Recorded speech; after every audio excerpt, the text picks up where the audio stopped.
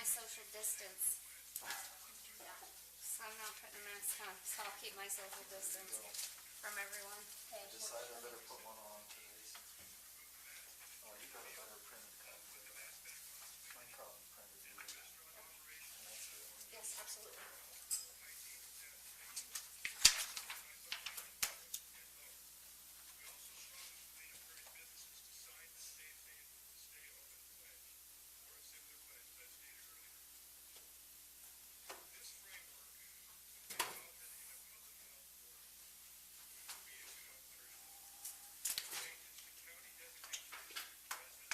She had all of your stuff on this list. Yeah, except for just the last name. Is there anything major that is still coming? I've got a copy of it. Where's mine go to? Mine goes to third quarter. I had another 154. So this third quarter, part of it will be in here. $154 so far. So It's pending. it was just going into the fourth quarter, right? We just started on the quarter. So I do have a bid on detail scrubbers. That was $1,200. 138, 191.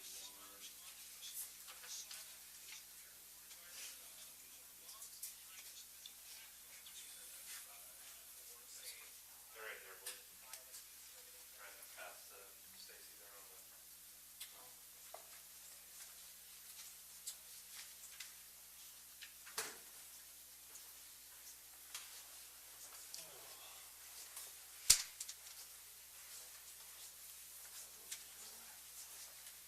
Just another day in paradise. Stacy's been giving me crap all day long. All day long. I filed 2 complaints, but our HR person wasn't here. Yeah, so that means you're going nowhere. Wait, is she still working from home? They're all set back since this is the. Take this out right now. Stacy Thomas, I'm going to give you a wrong. Staying away from Stacy. Wash Wash your hands lot. I'll have to go get me a mask. I don't even have one. There's right there, Brett. Well, now that everyone has one on, I feel like I need to do. No, social distance. I run in my truck. Distance. I'm so sorry. I can't grab it. I'm good. I'll sit back here. We did chair over here. I'm good. Okay. You don't want the roll up? No. Okay, so everything that we've already accounted for is in yellow. So everything that you've given me receipts for, that we've turned in, we've reported on the transparency side, is in yellow. So we don't need to rehash yellow. Since that time, we received the second tranche. So that's that very top green number to add into our total deposit. So in the bank right now, we have 1.1 million. Then everything that I've received in and has been spent with a couple of, there's 1 or 2 here that we have not yet actually run through the checkout list, but these are the things that I actually have receipts for and are accounted for in the book so that I can go and I can mark and we can now report. So if there's something in the green in your department that is not accounted for here, that means you haven't turned it into me. You may have turned it into Leslie to be paid, but you haven't turned it into me to keep for reporting purposes and for accounting and auditing purposes. Yes, that means you've given these to me. Oh, okay. If it's not If it's there, not listed. if it's not there, that means that we're not accounting for it in the grand total, and I don't have copies of everything for auditing purposes.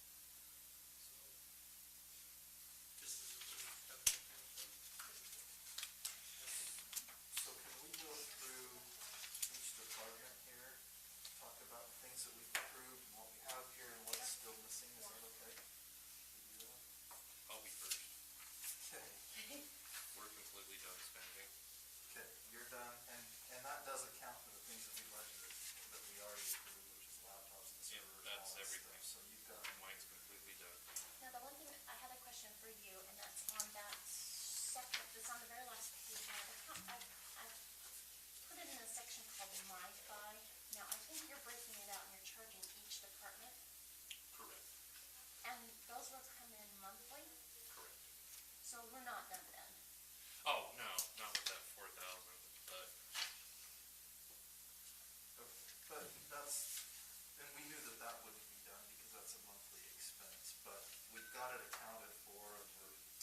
2 months that have come in so continuing to far. account for then.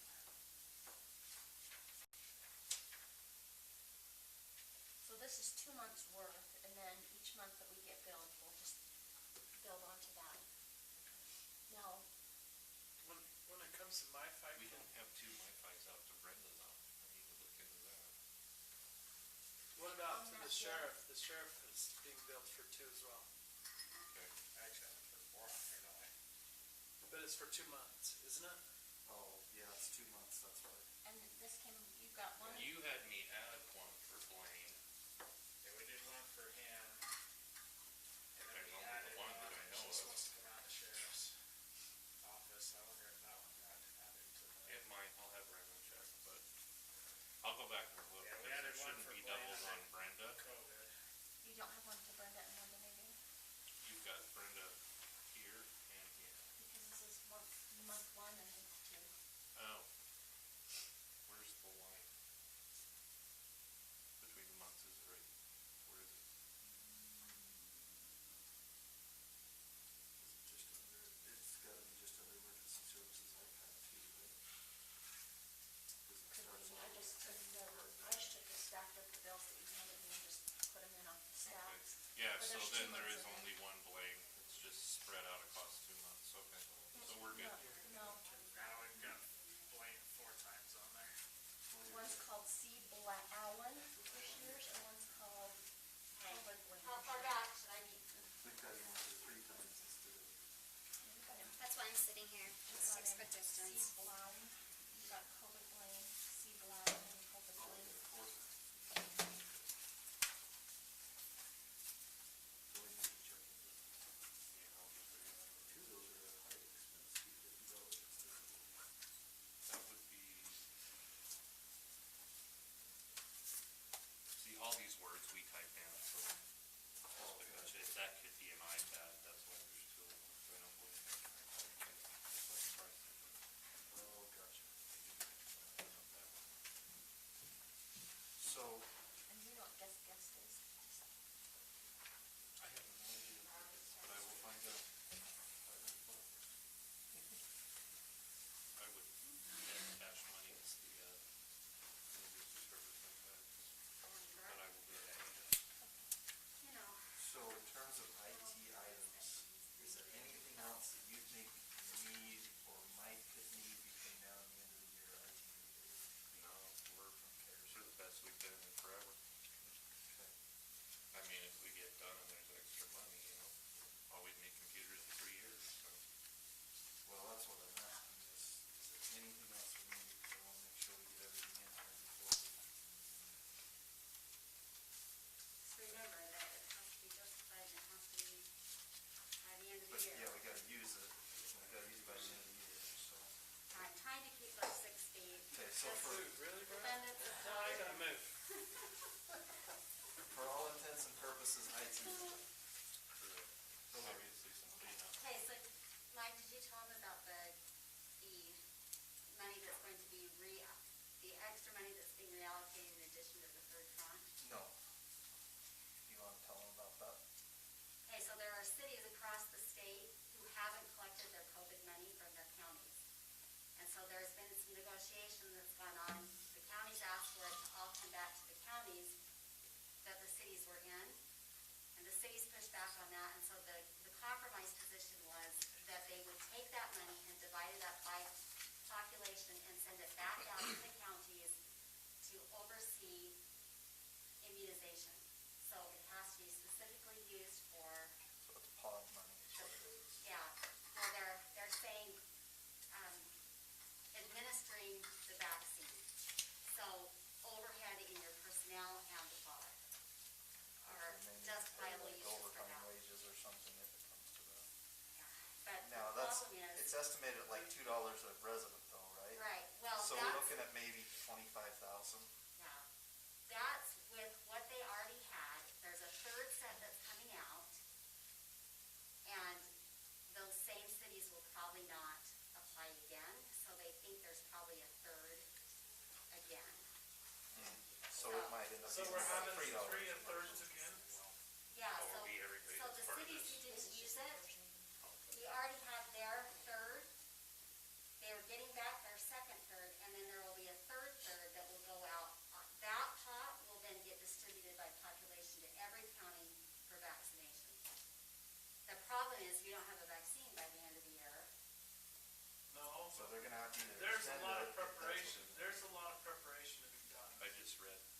literally 40 We're million getting here that close, they but put we need two of them on Really, hold. really for close. Anticipations, I but they can were try to getting come sick. talk to you. I was over talking to the Wasatch County PM. We'll talk after this meeting about what they did. So let's go through the sheriff's section and then we'll go through these other ones. And some of this stuff is probably really facilities, but it's under sheriff, but I just wanted to go through it and make sure we've got everything. Well, these, So this mist sprayer and backpack and 20 storm wand with backpack combo, that 13,000, Austin, is that? that's for the fire departments, the library, and the schools. Oh, okay. That 13,980, they all went to the schools. Oh, these ones went to the schools? Yeah. Another copy. All of them did? Uh, For fire, library, and schools, you're saying? yeah. How long does it last on for? So most of those probably went to the schools, and I don't know if we need to reclassify those, Stacy, under schools, so that we have, or at least part of those. I don't know if it matters in the I end. don't think it matters. I need It's to, all COVID. this is the department that they paid it out of, so I need to know so I can go back Because to people their have been accounts and handing mark me it. receipts. Transfer the money around, so that, okay. People have been, yeah, so our, Jim, how big's our equipment budget? Yeah, we're gonna be, It's we're like gonna be in the negative with all this. $20,000 in our equipment budget. Yeah. That's okay, I'm already 87,000. So, It's not a competition to see who can I think afford So it. that money came out of our equipment budget, so. and so his came out of his, so they're all coming out of the departments that they're from, that they're listed as here. And now Stacy needs to make adjustments to transfer money in from COVID to make you whole in your region. So, and I know that's a pain in the rear to do. And I know we may have more expenditures coming, but it would be good for us to get some of those transferred made soon so that we can see where we're gonna land. Because that affects our budgeting for next year. We That's wanna why it's know. important for them to identify whether or not they've got the department. Exactly, exactly. Okay, so, you got the message trailers, and we've got all of that done, right? I'm Yep. trying to mark off what we've approved and what we've already got receipts for. Yeah, we've got the message trailers. So,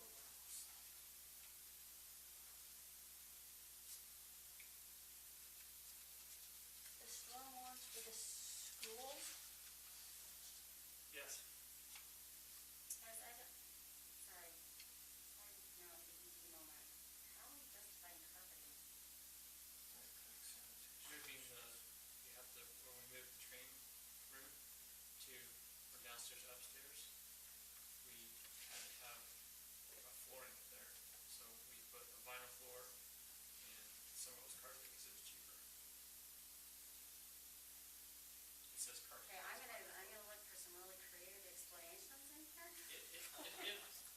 Sorry, When we it's talk just me about, on the Yeah, I camera. think it's fine under, we're approving a facility to be used for, right, and the carpet downstairs, where you're tracking all that COVID stuff in, it holds versus the vinyl floor. and Tina and I are gonna go and bleed all over this carpet right now, cause that means we're gonna get to Hey, replace I this just carpet. had this place fogged, that's why everybody has a mild headache. I thought it was for other where reasons. is I'm gonna where are cause those, a headache. signs? I'm trying to see them. Oh, there we go. Okay. So that's the Which signs? the message trailers. It's under the sheriff. And then the light towers, Austin, is that done? We've got them all? They're in transit right now. But they're all paid for on here, that 14,517. Yep. Okay, perfect. Let me see what else was there. We did we'll get down. Is there any other items that you know of that have not been, that are not on this list? Do you have this list? Yeah, you will. Yes, Okay. Are there any other items that, I think we're up to date as of now.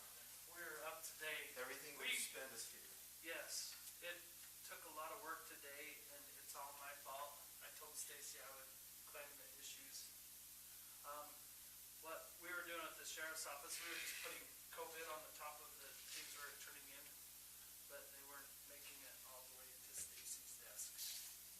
So I went back, found everything that we had spent today, and that's where it's at. Are you spending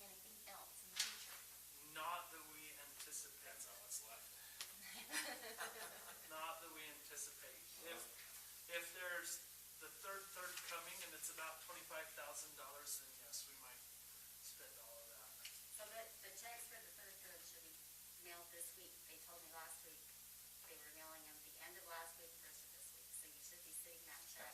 The third group, so this is another 500,000 Yeah. Okay, to complete our 1.7. okay. That's what that is. And then what she was talking about with the other 25,000 is in addition, that will come later on. So is that the fourth third? That's The fourth third, The yeah. fourth third?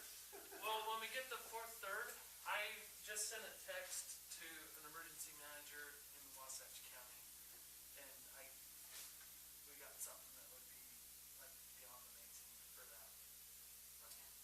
Or was there something on this list that we haven't No. followed through on yet? No, I think it's, unless Boyd's got something else, I think we're pretty much done with what we're doing.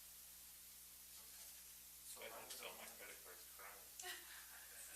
So there's some stuff, oh, wait, you get me.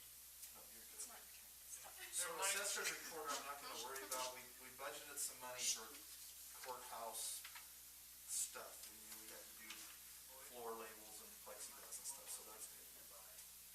Emergency services, we have the HVAC for the search and rescue, and that's already been completed. So I'm marking that off here. The fire and EMS, we had, so we had the HVAC for the fire station, we had lighting for the fire station, and then we had the expanded trading room. That's how we did it, Tina. We expanded the training room to allow social distancing for training, and so we had, And then that was the flooring. kept it as a vinyl flooring where you're gonna have most people at, right? Because it's easier to clean, right? Okay. So you did that, So, right? Yes. and we're done with the lighting, right? Is that on here? It is. No, it's not. Lights. Did I see the search and rescue, did that get done? Is that just the lights there? They're $355? It's the very Oh, no, bottom, at first the bottom. page. Electrical pad lighting. Oh, yeah. Was it really only 1,000? Okay, I would like to No, see, like, it was, You have more coming? with videos and pictures. I'm getting a little nervous. we get, it looks like We there's, thought it was gonna be about 15 or Do I have 14,000. to make higher employees? so, So that has not come through. right, I do print around on the table. The HVAC, we're showing the $7,100. Was that it? Or is there more? There's multiple invoices, so, yeah, there's more. So there's more. How many do you want? Right now? I think I emailed you like 20 of them. And then do we have all the training room stuff? If you'll just double check, we have all the training room stuff, invoices You and the got other rubber gloves? HVAC. I'm not gonna mark those off as done yet in this list. So we know there's a little more money to be spent there. You what? Shipping container for storage, do we have that? We don't have Yes. that. But it's not on this list. Do you see it? Since when did rapid testing take 2 days? It depends on where you go, actually. So Some of the that still places needs to rapid be testing's 30 added to minutes. this list at least. Where's that at? He told my wife that if you The- didn't have more than 2 symptoms, then don't bother coming in, because we're not doing tests for, if you just think you The have. Ogden The Clinic, Lucas's we got. the Canyon View By the way, I Clinic. wanna see how those work these days. absolutely. I love the camera, check it out. I think we should have On gone the to Canyon Can you View just do Clinic it like on a across the dummy street. so you can see? Yeah. Yeah, like You I don't said, want we're to gonna look at To you. me, the real dummy for doing this job. If you've been around somebody that's It's gonna hurt, it's gonna get that depth no matter what, so. How much is this? sometimes it won't present itself. Do we for have us. everything? Well, We budgeted about Thursday, $5,500. oh, just 55%. Yeah, so Well, I'm on my 5 to 6. 15 more days if I'm I think it ended up being not- slightly more because they added some lighting. Yeah. It wasn't the shipping. I haven't container, done mine a on little bit more than we Thursday. budgeted because of the Yeah, lighting. It was like close to 6 grand. That's the shipping containers. So, Is this Oh, for me to 8,000. keep? 8231. what, yeah, We turned any of these in. but the problem I is think a I lot wanted of to places make won't sure that test these you are all unless you're sending out. Okay, We're just trying to those figure have not out come in. how much hasn't been turned in. They've got a meeting later. They're saying how That's where I've much been a lot. haven't So turned in. The I- Ogden clinics, the this Ogden should be clinics, everything. the one at for- Canyon View, it's a. Some of it's a it might 30-minute be the test. stuff we've already turned into, but this has everything in it. It should be. Okay. And don't, So we need to- I say, don't make warrants So for what I'm mine, so I'll telling do you- them when I do the credit card. So if you had to guess in your head what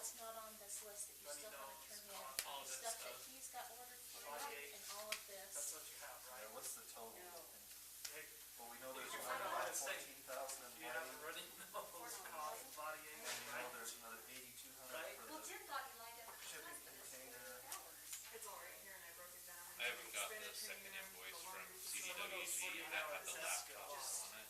Pod. And I think they were, what did we decide, Yeah, they already got 1,200 the apiece floors, plus office? laundry, So you're probably looking another 36 plus on that. So we've got some of this. So all of the Blinds. order just recently is about 36,000. No, the one that I haven't got yet is an invoice, the second invoice from CDWG, I was because just they haven't listening, shipped the trying to make laptops sure yet. that I gave you everything. Everything else you Oh, that have, was what the- but they don't send me the invoice until they ship, your guys' budget meeting 'cause they're on was PO. last week.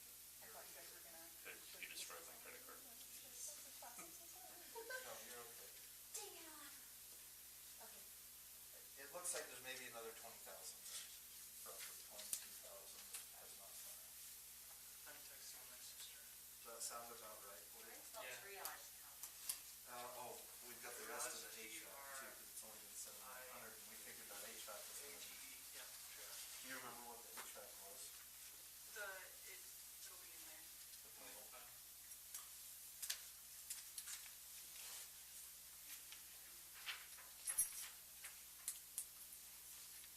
My sister had to get 3 tests to finally get one to come back. Really? It gave us a negative the first one. Well, her first one, she did it, the 75 first plus one was 94. negative, but I think it was too early. So The we got second about one she did over 30,000 here now. at least.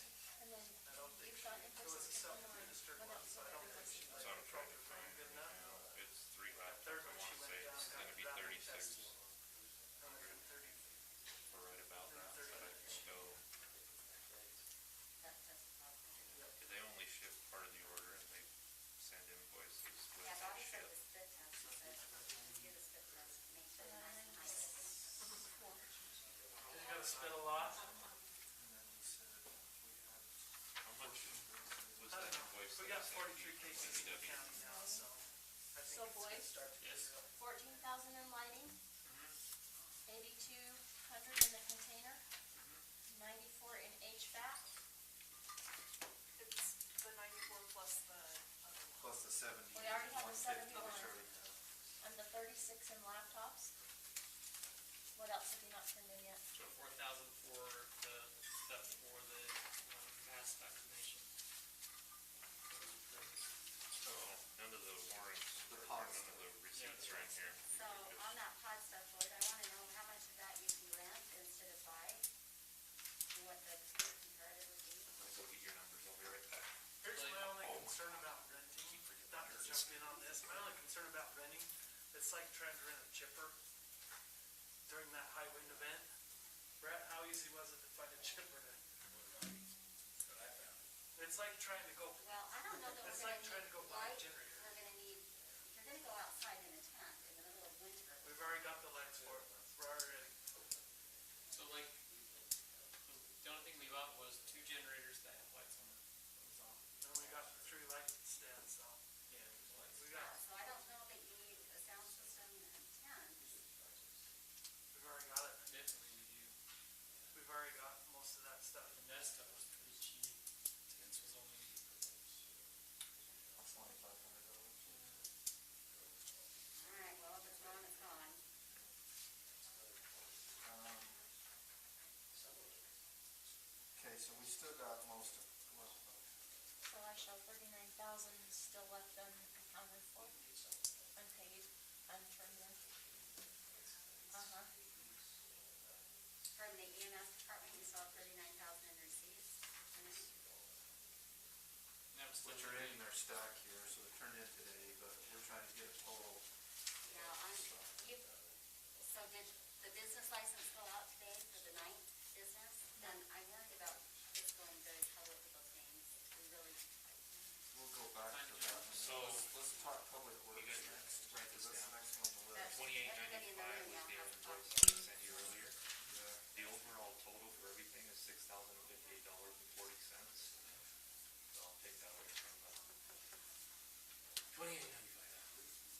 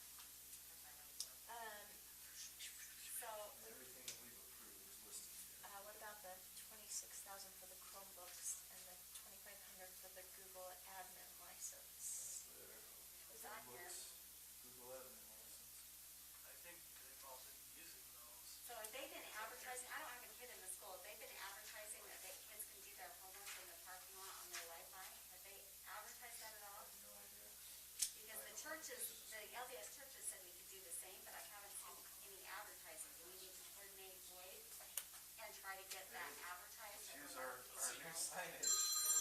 Down a new sign. We can, Oh, that's the other one. totally easy to do. Our new outdoor Yeah, sign. the marquee sign is in the works, but it hasn't been, we haven't got any invoices. And is that still gonna be 60? Yes. So we need to add another. Boy, he just asked you. This is all you need. Yeah, that's. And you said, yeah. Mike's just taking care of it for me. No, he's not. So we need to add 100 to his Wait. total.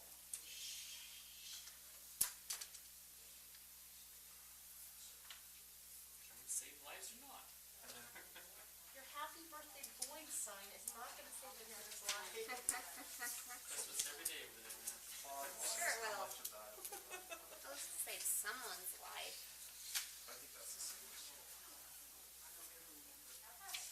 Okay, and then the small business grants, there's 9 here, Perfect, thank you. but we know there's a total of, All right. I just don't know, it's fine, I have to go. Down at the Or Ogden, 9 and I can you have have my to rapid go test. get your test done. there's a, was it in one of the Ogden clinics? No, Jim, oh, and here, Jim Bledsoe used to live in the Cottonwood, do you remember Jim? He's running it for Tanner Clinic, Oh, so. When I told him it was Bobby who exposed me, I, he made it happen. the health department has like 400 tests sitting down there, but they're supposed to save them for For a school, special. for a school outbreak. So, give it 2 weeks, we'll be doing that here Yeah. in Morgan. All right, so So, we're at the end. small business grants, we've got 9 through, And I have 14 more, 15 more that are in the process, but they're not all gonna go to 10, and I don't know how many will finish, but at this point, do you think it's safe to say another 100? Well, we originally budgeted 100 each. yeah, we won't, Should we just leave we it at won't that? go over that, but we need to decide as a council if we're extending that deadline past Thursday. I think we should, since the only businesses that knew about it were on the chamber. Because I just talked to a business as I walked outside that had no idea. So. And they were how many closed people for did 2 we try months. to get the word out to? Because I, Yeah. Not only that, we was put it in last the week's paper. It was on Facebook, we put it out, but you we know, can only do so much. And yeah. if we need to extend it, we can extend it. I think we should. Mike? So, Because it just has to be done before the end of the year, right? ordered, I didn't try. Before it's here and Before the 1st of invoiced. December, Randy, is when, if we don't use it the first part of December, 3,600. then we're supposed to send it back. So that's already. Is that not, So. December we probably 31st had a little bit more. is the current deadline for use. but I thought at the end of November, we had to have it basically allocated that we're gonna spend X, Y, and Z dollars. If it's not allocated, then we're supposed to turn any unallocated funds back. And I thought I was that thinking, October 31st. even if we extended it to the end of October, Where's Bonnie? She's not coming. So, yeah, we need to clarify that, because I thought it was the end of November. 15,000? Yeah, and contracts, 150,000 everything has to be plus 50. extended in contracts that are completed by December. It's items. So I clarified that with you on today, and they did some checking, that everything has to be completed by the end of the year. And But I that's, don't think is that, anybody was anticipating this spike. is that including the fourth, third, or, Yeah, because it's the same set of funding, okay. which has the same guidelines. They're just taking it back to people who didn't use it. Okay. So Tina, if we do extend it, we need to make sure we have enough funding on it. Do you think if we have another And watch your phone. $150K to cover it? Should we plan another 200,000? So, but most of these that are still coming are small, the sole proprietors, So which we would get be 5,000. 5, so that would be half. I haven't had anyone in the last 5 have been, all the ones that have come in lately have been sole proprietor. So if those, that would be the 5 and not the 10. But still to be safe, I'm thinking if we budgeted 150,000, No, but we if do we have need 10 to more do- businesses that come in. Yeah, but what we do need to do is allocate 10% for oversight, because I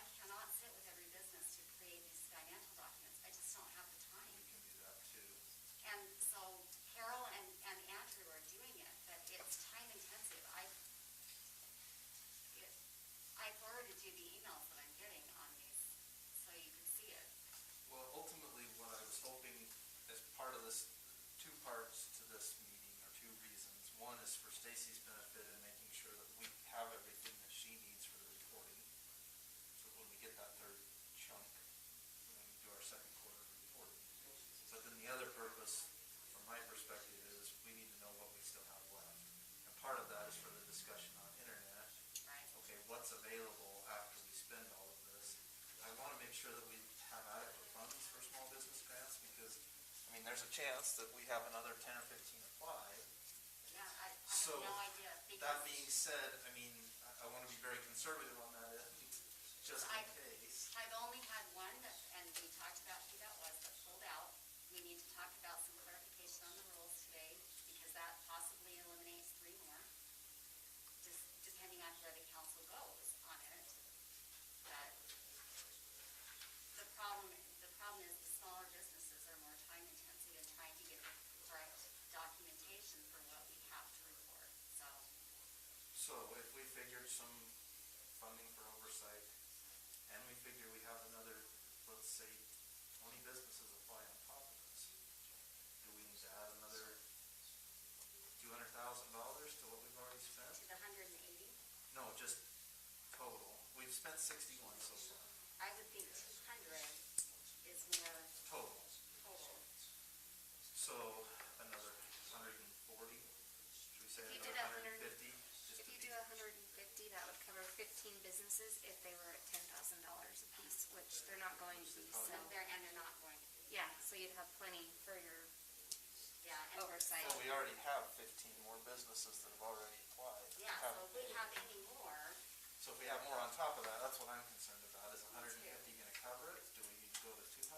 is it On just top the of the math or the 60? spending of the money that makes it very hard for me to read Probably both, right? Yeah, I mean, right now, we're just talking about setting aside enough that we can cover all of those grants. so depending on when we set the deadline, because what you'll find is you can go out and you can lead a horse to water, but you can't make it. And there are a lot of people who reached out and asked for information, but But never. never finished. So So- it's hard to know, but I would think that. I'd say if you gave them to the end of the month, that's plenty of time. Yeah, I can have them run it in the paper again if we think that there's more that hasn't seen it, because those are going countywide through the second week of November. To be safe, let's assume another 200. Beyond what we've already spent. I think that's conservative, and I think that's safe. You good with that? Yeah. I'd rather see it So- go to the small businesses than anything. Quickly total up what we've got here in terms of additional that we haven't spent.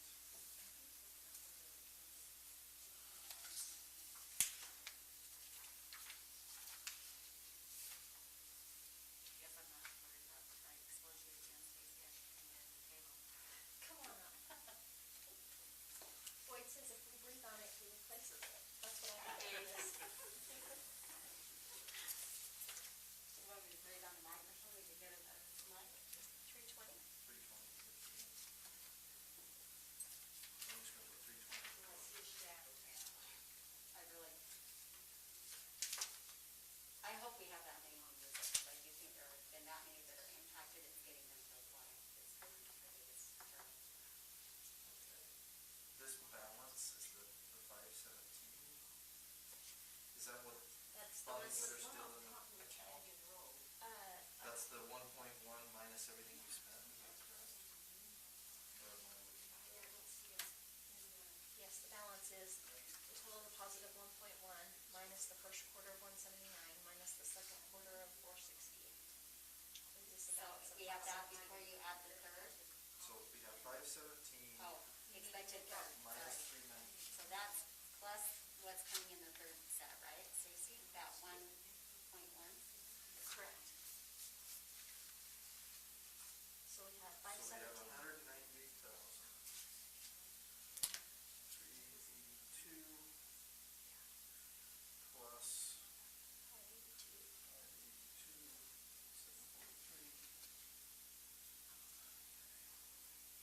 equals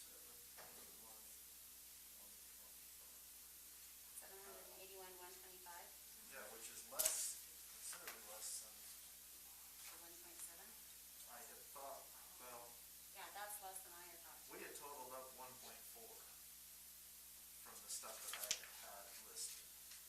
Yeah, 'cause So I'm if I, concerned that, looking at it from, oh, wait, I see why. We had some salaries in there that we removed. We had almost 300,000 in I'm putting mine for salaries. the last 6 months. Well, and you, That's your what the business cities is do. now up to two I sixty. know. I know. We had almost 500,000. The other part of that is the city, all of the other counties, their cities have been have been funding their business grants from their funds within the city. So before Ty sends any back, somebody go put him up for businesses within the city.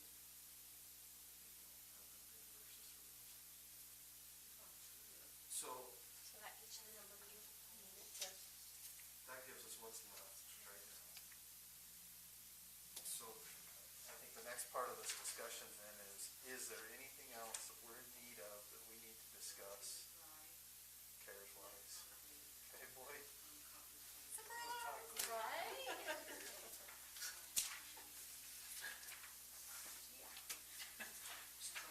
You know what's fun about this is you are bright red. You're going way over. Is that why you're the fire chief? Yes. So a couple things have been brought to our attention, and one big thing is the cost for the gurneys for the ambulances and the self-loading system.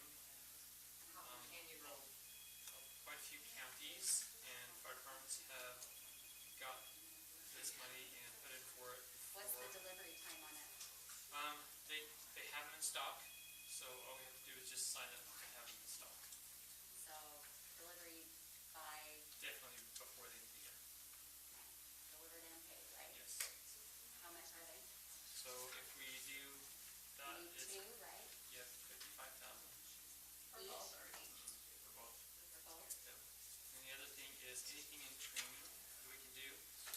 Our Annies, which you've probably seen our Annies, they're pretty rough. We've been over there for a long time. Honors found a couple of really, really good ones. We can get both of those for 8,500 for both of them. We need like the 64,000 for we completed those two. So you got the other equipment we talked about earlier with the defibrillator, Yep. right? So that's done and in. Yep. The pieces are done in. All right. So this is in addition to those. Yep. Tell me So, the name of this thing again. It's the loading system, what do they call it? So it's the Striker Power Pro XT with the MTS power load. so 5964 plus the 1140, right? Is that what we're, Oh, so and then the I one, was just explaining on here that oh, here our it is. training officer, he wanted originally that $11,000 one. But if you take all these pieces, put them together, you get the same exact thing, but instead it's 8,000. So order the Lego set. Yes. Build your own dummy.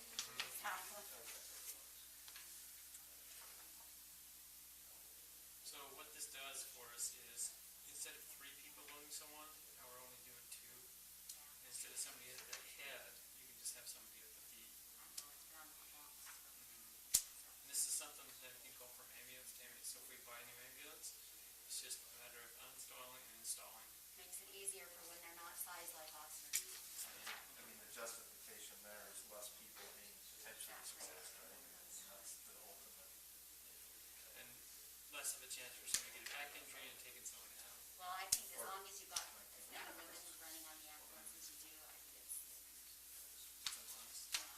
So 55. I didn't realize how many people were being transported in the ambulance when they Or it's took bodies to 83. the program. So, how much are we adding over there then?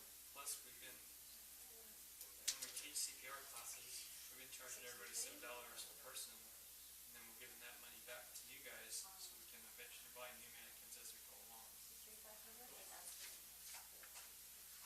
Make sure that that is a restricted fund.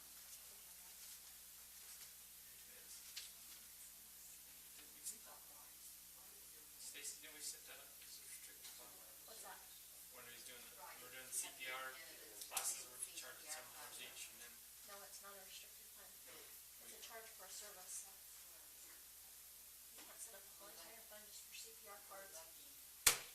Sorry. Trust We account. had this this table's not that conversation. big, I can jump across it. So We we're tried to not put keeping it as what you're saying, Well, we're a giving it separate to you. fund. Yeah. So, you know what you need to do though, is you should keep track, so that when they ask for replacement funds, you know how much you do over time. It's easier to justify it. Even if it's not restricted, you know how much you pay in. For facilities wise, is there anything else you can think of that we need, Yard that we sale. can justify CARES wise?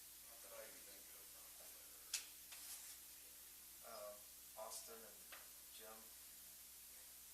The only thing I was wondering, can we get AEDs with this CARES money?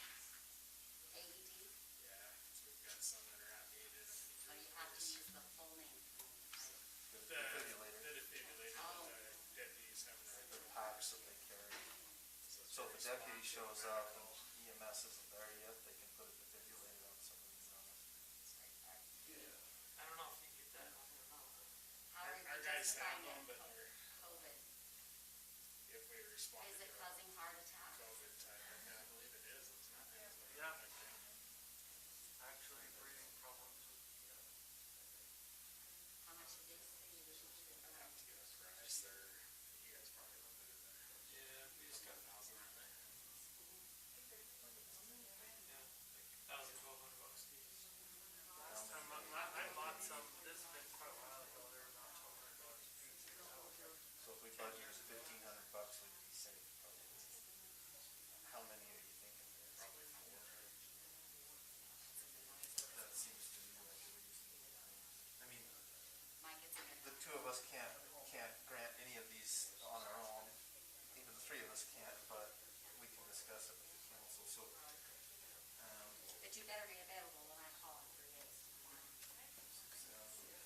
Always. 6,000? Yeah.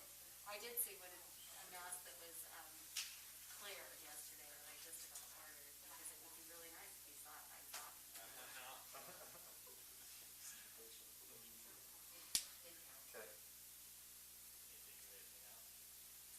I'm just trying to find one of these, So did we take all of the salaries out? have them more money. We haven't, yes, we've taken the salaries out. Now, that being said, I think we need to have that discussion again at this point.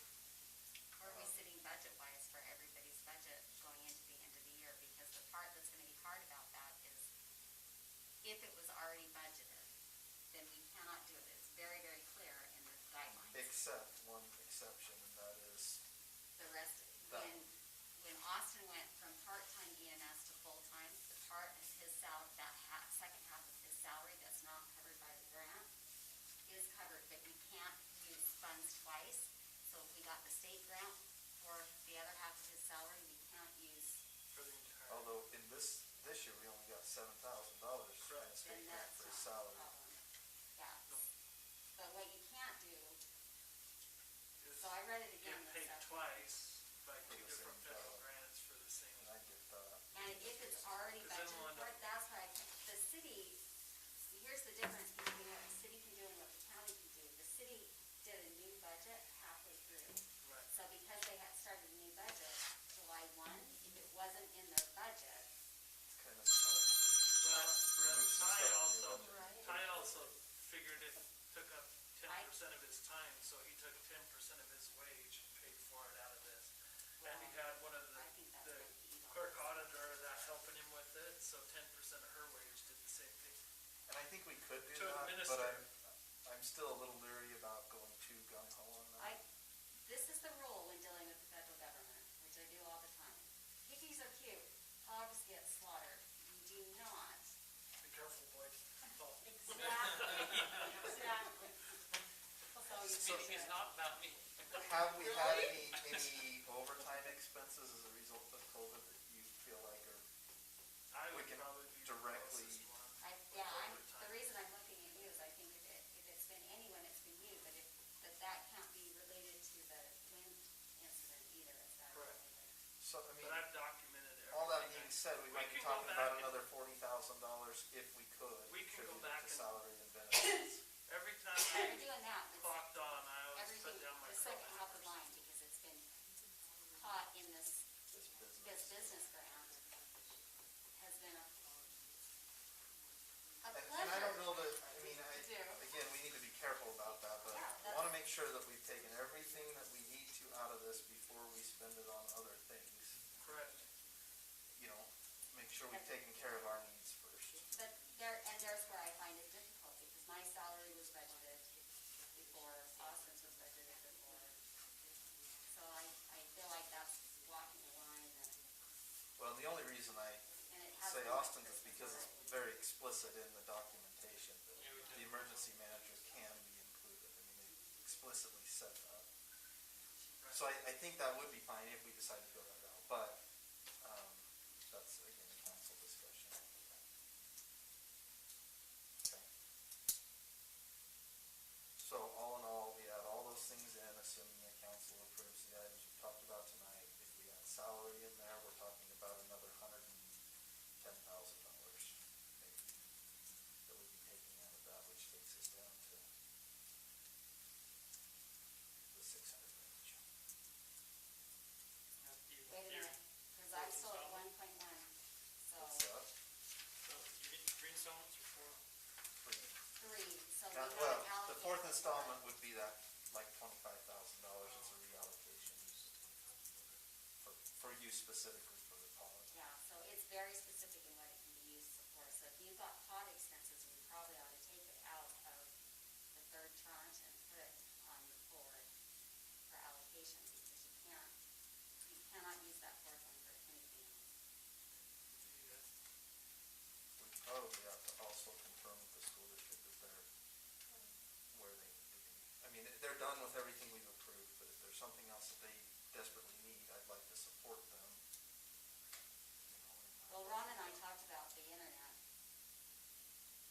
And internet connection would be a support to the school district as well. But I want to see. And that's an part of the reason I want to have advertising. this discussion is for the benefit of our internet Yeah. guys.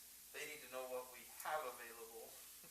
But part of that is we gave the school $100,000 towards the internet in the parking lot, and I have seen Yes. nothing.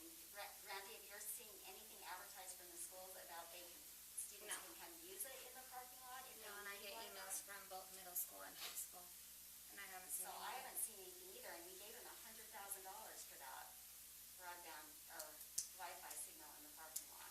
Yeah, I haven't seen anything for it. That's something they could put on their marquees as well.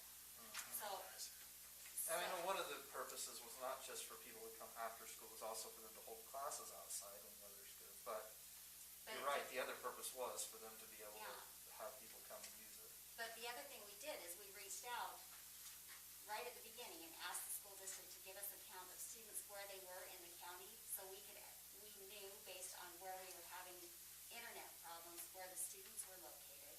So they gave us those numbers, and then in talking again with Ron, that seems to be a problem. Once they go on quarantine, they're losing them. They're not keeping up with their schoolwork, so we have to have a way for them to access it. And if I've got we get parents who are saying, well, I can have 3 laptops, but if I don't have the Wi-Fi to get on, then it doesn't. But is it the lack of internet service, or is it the lack of motivation? Well, Yes. We don't know. this particular parent said they can't get on, and look, I have pretty good service where I'm at, but on certain times of the day, if everybody's trying to get on, you can't get on. Sunday afternoons when everybody's watching TV, I don't know what that is. But Monday morning for a 9 o'clock Zoom call, forget it. You can't get on, and I have good service, so.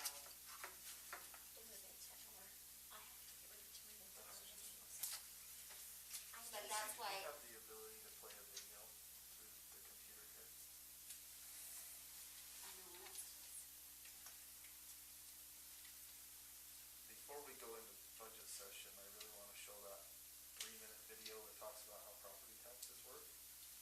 Because we're going to have folks show up that want to talk about property taxes. Is it on We've a noticed website? that there's a possible tax increase. People are going to come Is it in. on a website? It is, Well, the other thing, I want to show you some numbers that I found that I think we need to talk about, that I used the budget numbers for the last 3 years. Because, I don't think that was the growth for the, so our 2019 actual is higher than what we're budgeting for this year.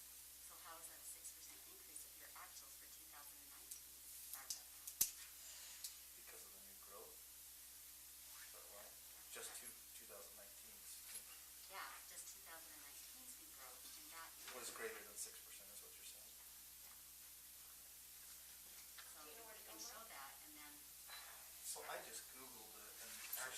the counties have. We're done. one. Yes, I think we're done here. We're gonna do a quick, If you spend any money dry on run. I need, less So we say net con, if he thinks things show up, have him go ahead. If we come up short on something, then you guys. So when you set it up, you can run Oh, so that you can show it. And that'd be good to put in our. The more documentation you have on this, the obviously better off you are. So whatever you do, document. I know. stick around for a minute. I was the only one The who trailer had that one is on. all documented and Yeah, so I felt like I gotta go on. super organized. But now that you're here.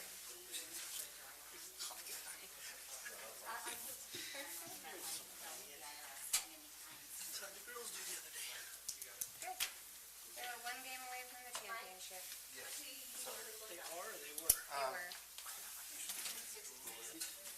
Lost in extra innings by one. Oh, I guess it would help if I would take this home, huh? No wonder I couldn't find it. I couldn't find what I was doing. And then actually several. Yeah, we were back. I can't breathe in those. I feel like I had COVID when I had that on. Go back and click on just the details. Roland? Yeah. What's up? Hey, man. they'll go document where you sat. It's this video. So, that can either, and it might be better for you to write to YouTube to get it. Every county government office in Utah is unique. Tell us what the County assessor. I don't know. Some work, and I do have some estimates on those two routes. Okay. So I don't know when or how it'll come up, but They're planning on having, I think they're having a talk meeting Yeah, after. close that out. Allocation of funds? I don't know. Yeah, CARES Act funds. Go back. I think they're gonna talk about it. that's great. You know, to go along Morgan Valley Drive from Peterson to Porterville, Yeah. approximately 8 miles, approximately 400 houses along there.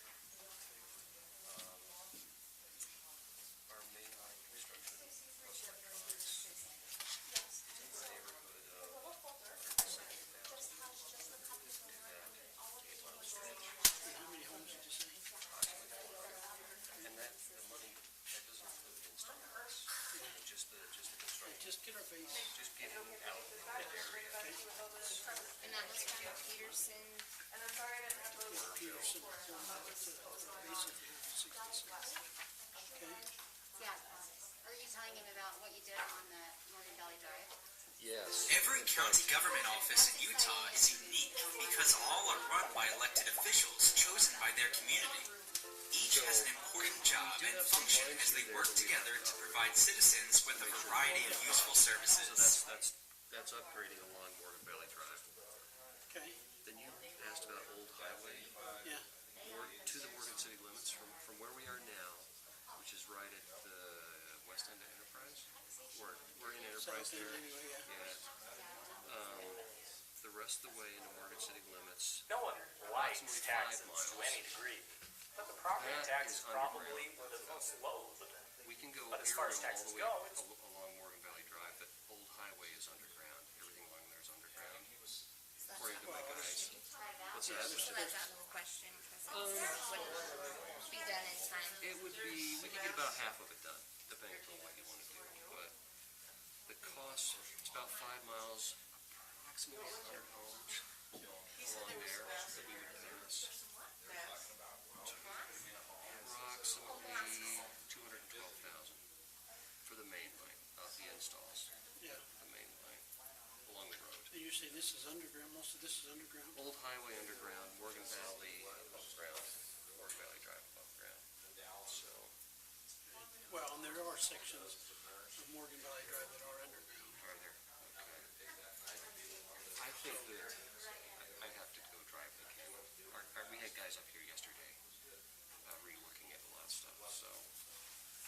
those are the basic numbers on those two. So, They all feel about the same. Okay. yeah, There's not one that's softer than the other. I tried them all. I will, Thanks, Kim. I hope that there's tax increases to help the batting.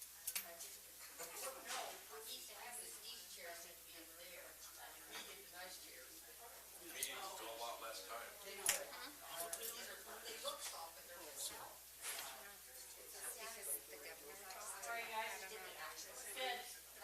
What did the governor say?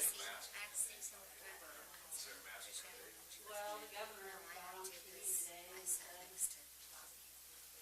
They got it, right? I get that. Budget meetings and stuff. Yeah, I just tell you that. Well, it's not till I asked Kim, I said, so when do we take me, so they told me my deal didn't take effect until Friday. Contagious. Supposedly, yeah. So I'm like, okay. I'm not really. I was just in here by myself without one on, so I was like, okay. Yes, I was.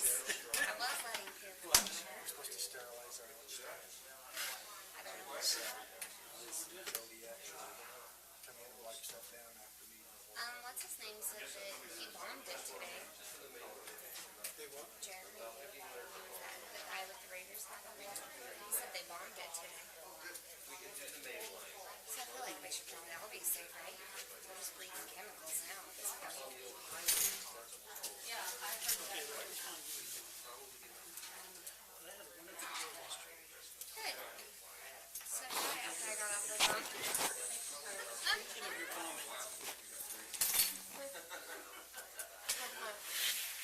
See, I'm not really that bad. I didn't see you there. I was like, yeah, crap, there's so many contagion. Because that one can't. She did not like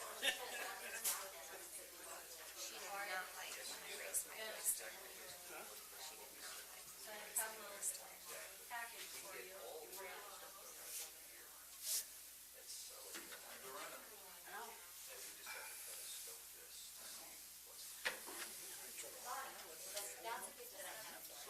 Dang it.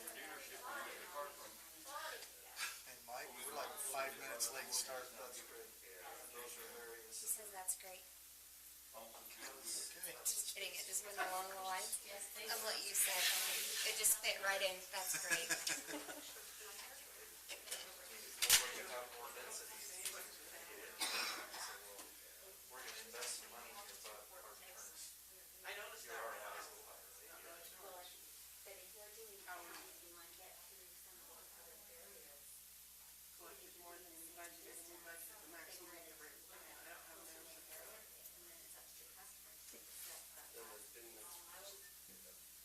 Hey, don't text me, because I do not have my phone.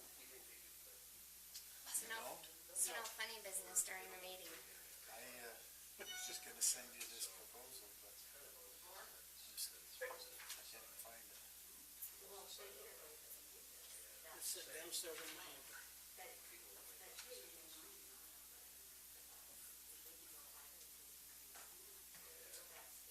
What's your laptop, Cece? Hey, now you can go home now. I know. So if I do have the Rona. Yeah, you got the Rona, you can go home with that. You, sorry. Do you remember the movie Now You See Me, Now You Don't? It's at Disney. With Kurt Russell. They end up making a magic potion in the lab on accident that makes you disappear. Okay? And one of the scenes they show them wrapped up like a mummy, but just glasses on. So their buddies know where they are. So when I seen you with your glasses on, that's exactly what I thought. Get started. 7 after. Huh? It's 7 after. No, it's not, it's 3 after. That clock's wrong, but that's okay. Oh, you're right, that clock is wrong. Okay. Is this all of us? It is, huh? Do we have Tina and Chairman McCon, or not Tina, Chairman McConnell? Yeah, he's not coming today. I know he's not coming, but are they on the phone? Sarah's link wouldn't work. She just texted me. She said she'd text Jeremy. Okay, should we start without them? I mean, we've got a quorum, I think we might as well start. Yeah. We don't have an agenda for this meeting, do we? Yeah, we do.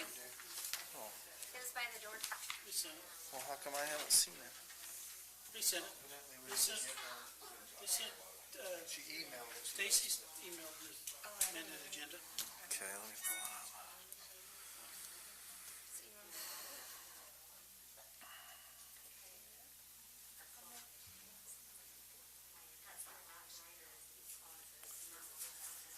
I don't think I got it.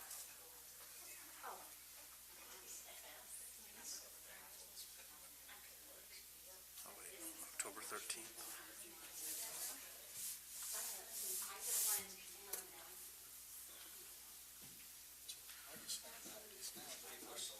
He sent the proposal, he's not going to be here tonight. This is what I'm talking about when we get there. This is the actual, this was the budget. The difference is by far larger than. 160,000. Thank you, ma'am. I grabbed one and I walked out. Debbie on the man part. So we don't have like prayer and pledge on this. Do we do that anyway? What do you think? It's not on our agenda. This is really more a work meeting than a council meeting. What do you guys think? Do we do like a prayer and a pledge? It's not on our agenda, but we could do that. Should we just start? Okay, we're going to go ahead and get started. Chairman McConnell is out this evening. He will hopefully be joining us by phone, as will Member Swan. I've been asked to chair the meeting this evening. We're going to go ahead and get started. This is really kind of a work session for the council. We're going to discuss our budget. There's copies of the agenda if you need it near the door. There's a couple of purposes for this meeting. Number one, we spent last week in our budget sessions going over the 2021 county budget. And currently we are a little bit short. We're going to discuss that tonight.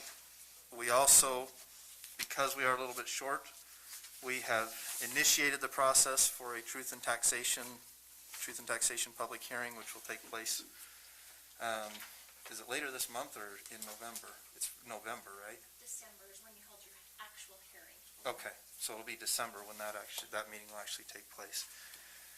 For those of you who were involved last year, you might remember that we did the same meeting, had some of this budget discussion. By the time we got to December, we were able to make some changes and didn't do the increase that we had planned. We always plan for the worst and hope for the best at this point, because there's still a lot of things that may change between now and the end of the year. So notice the notice that's gone out thus far is on this document that Morgan County intends to increase its property tax in the amount of $150,000. That was as of last week. That could change. It can't go any higher than that, but it could certainly go lower. And to be very clear, if you have your property tax notice from last year, and you got it in hand, I can see a couple of people, that's great. Okay. What we're talking about tonight, this is your property tax bill, okay? This is not your county property tax, this is your property tax bill, and it includes taxes from several entities. What we're really talking about tonight is that first line item that says County General Fund. That's the line item we're discussing tonight. There's other line items on there, some of which the county oversees, most of which the county does not. And I'll run through those really quick just so everybody is clear on what we're discussing here. So County General Fund is the top line item. That's the one that we're discussing tonight.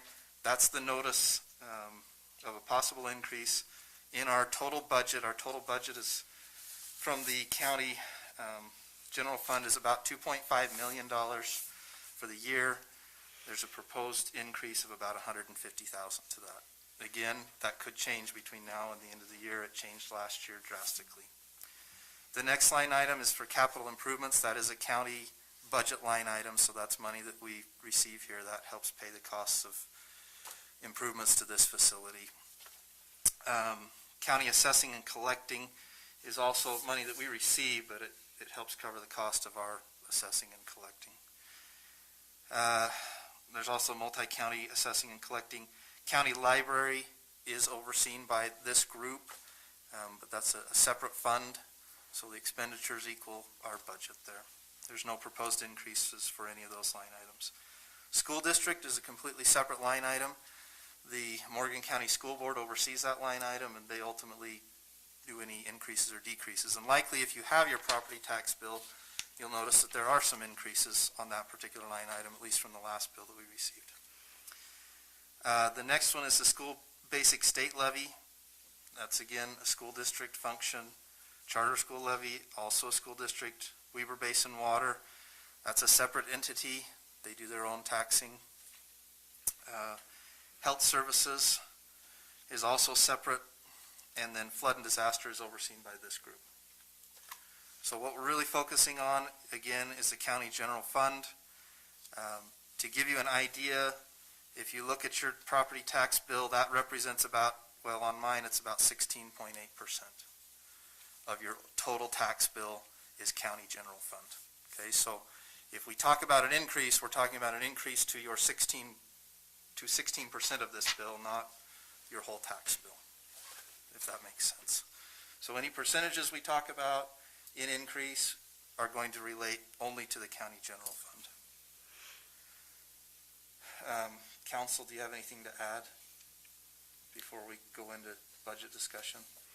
Sure, I appreciate the explanation that you've made, because I think what's frustrating about this process for everyone is that we're advertising a truth in taxation, which everyone sees as an increase in tax.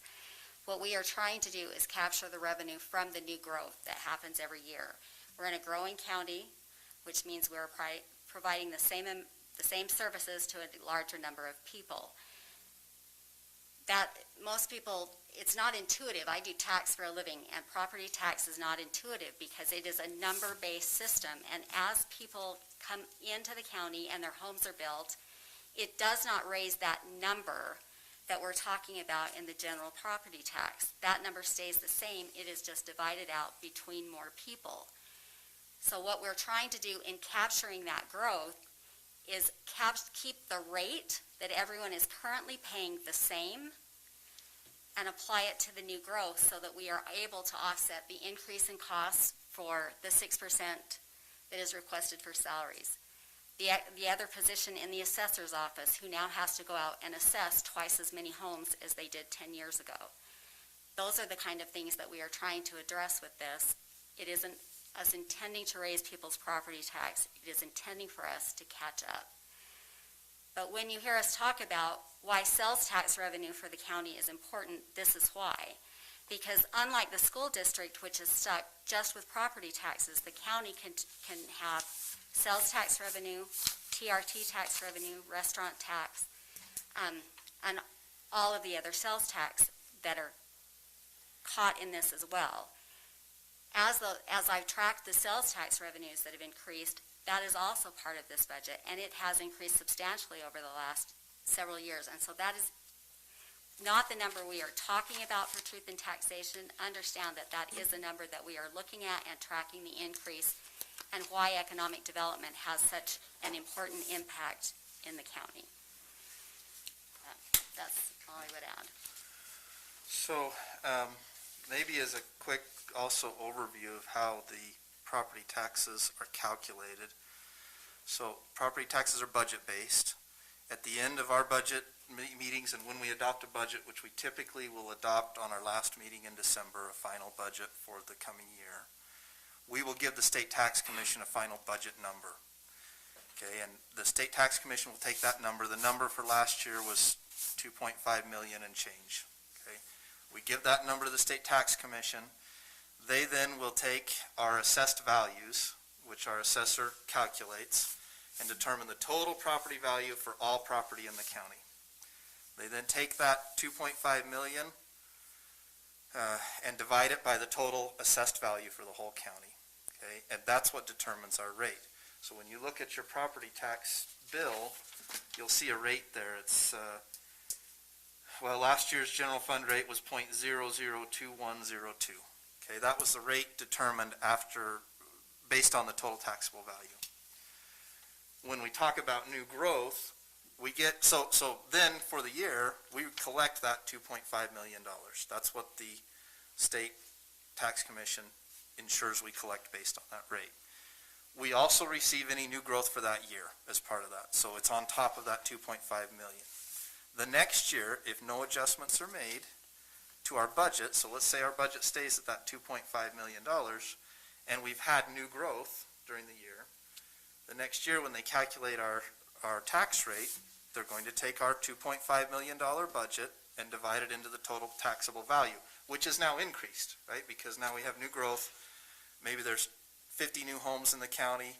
So instead of dividing our tax bill, you know, our total, not tax bill, but our total budget of $2.5 million between 2,000 homes, now it's divided between, or landowners, it's divided between 2,050. Okay, but ultimately the number stays the same. If the budget number stays the same, your rate will actually decrease slightly.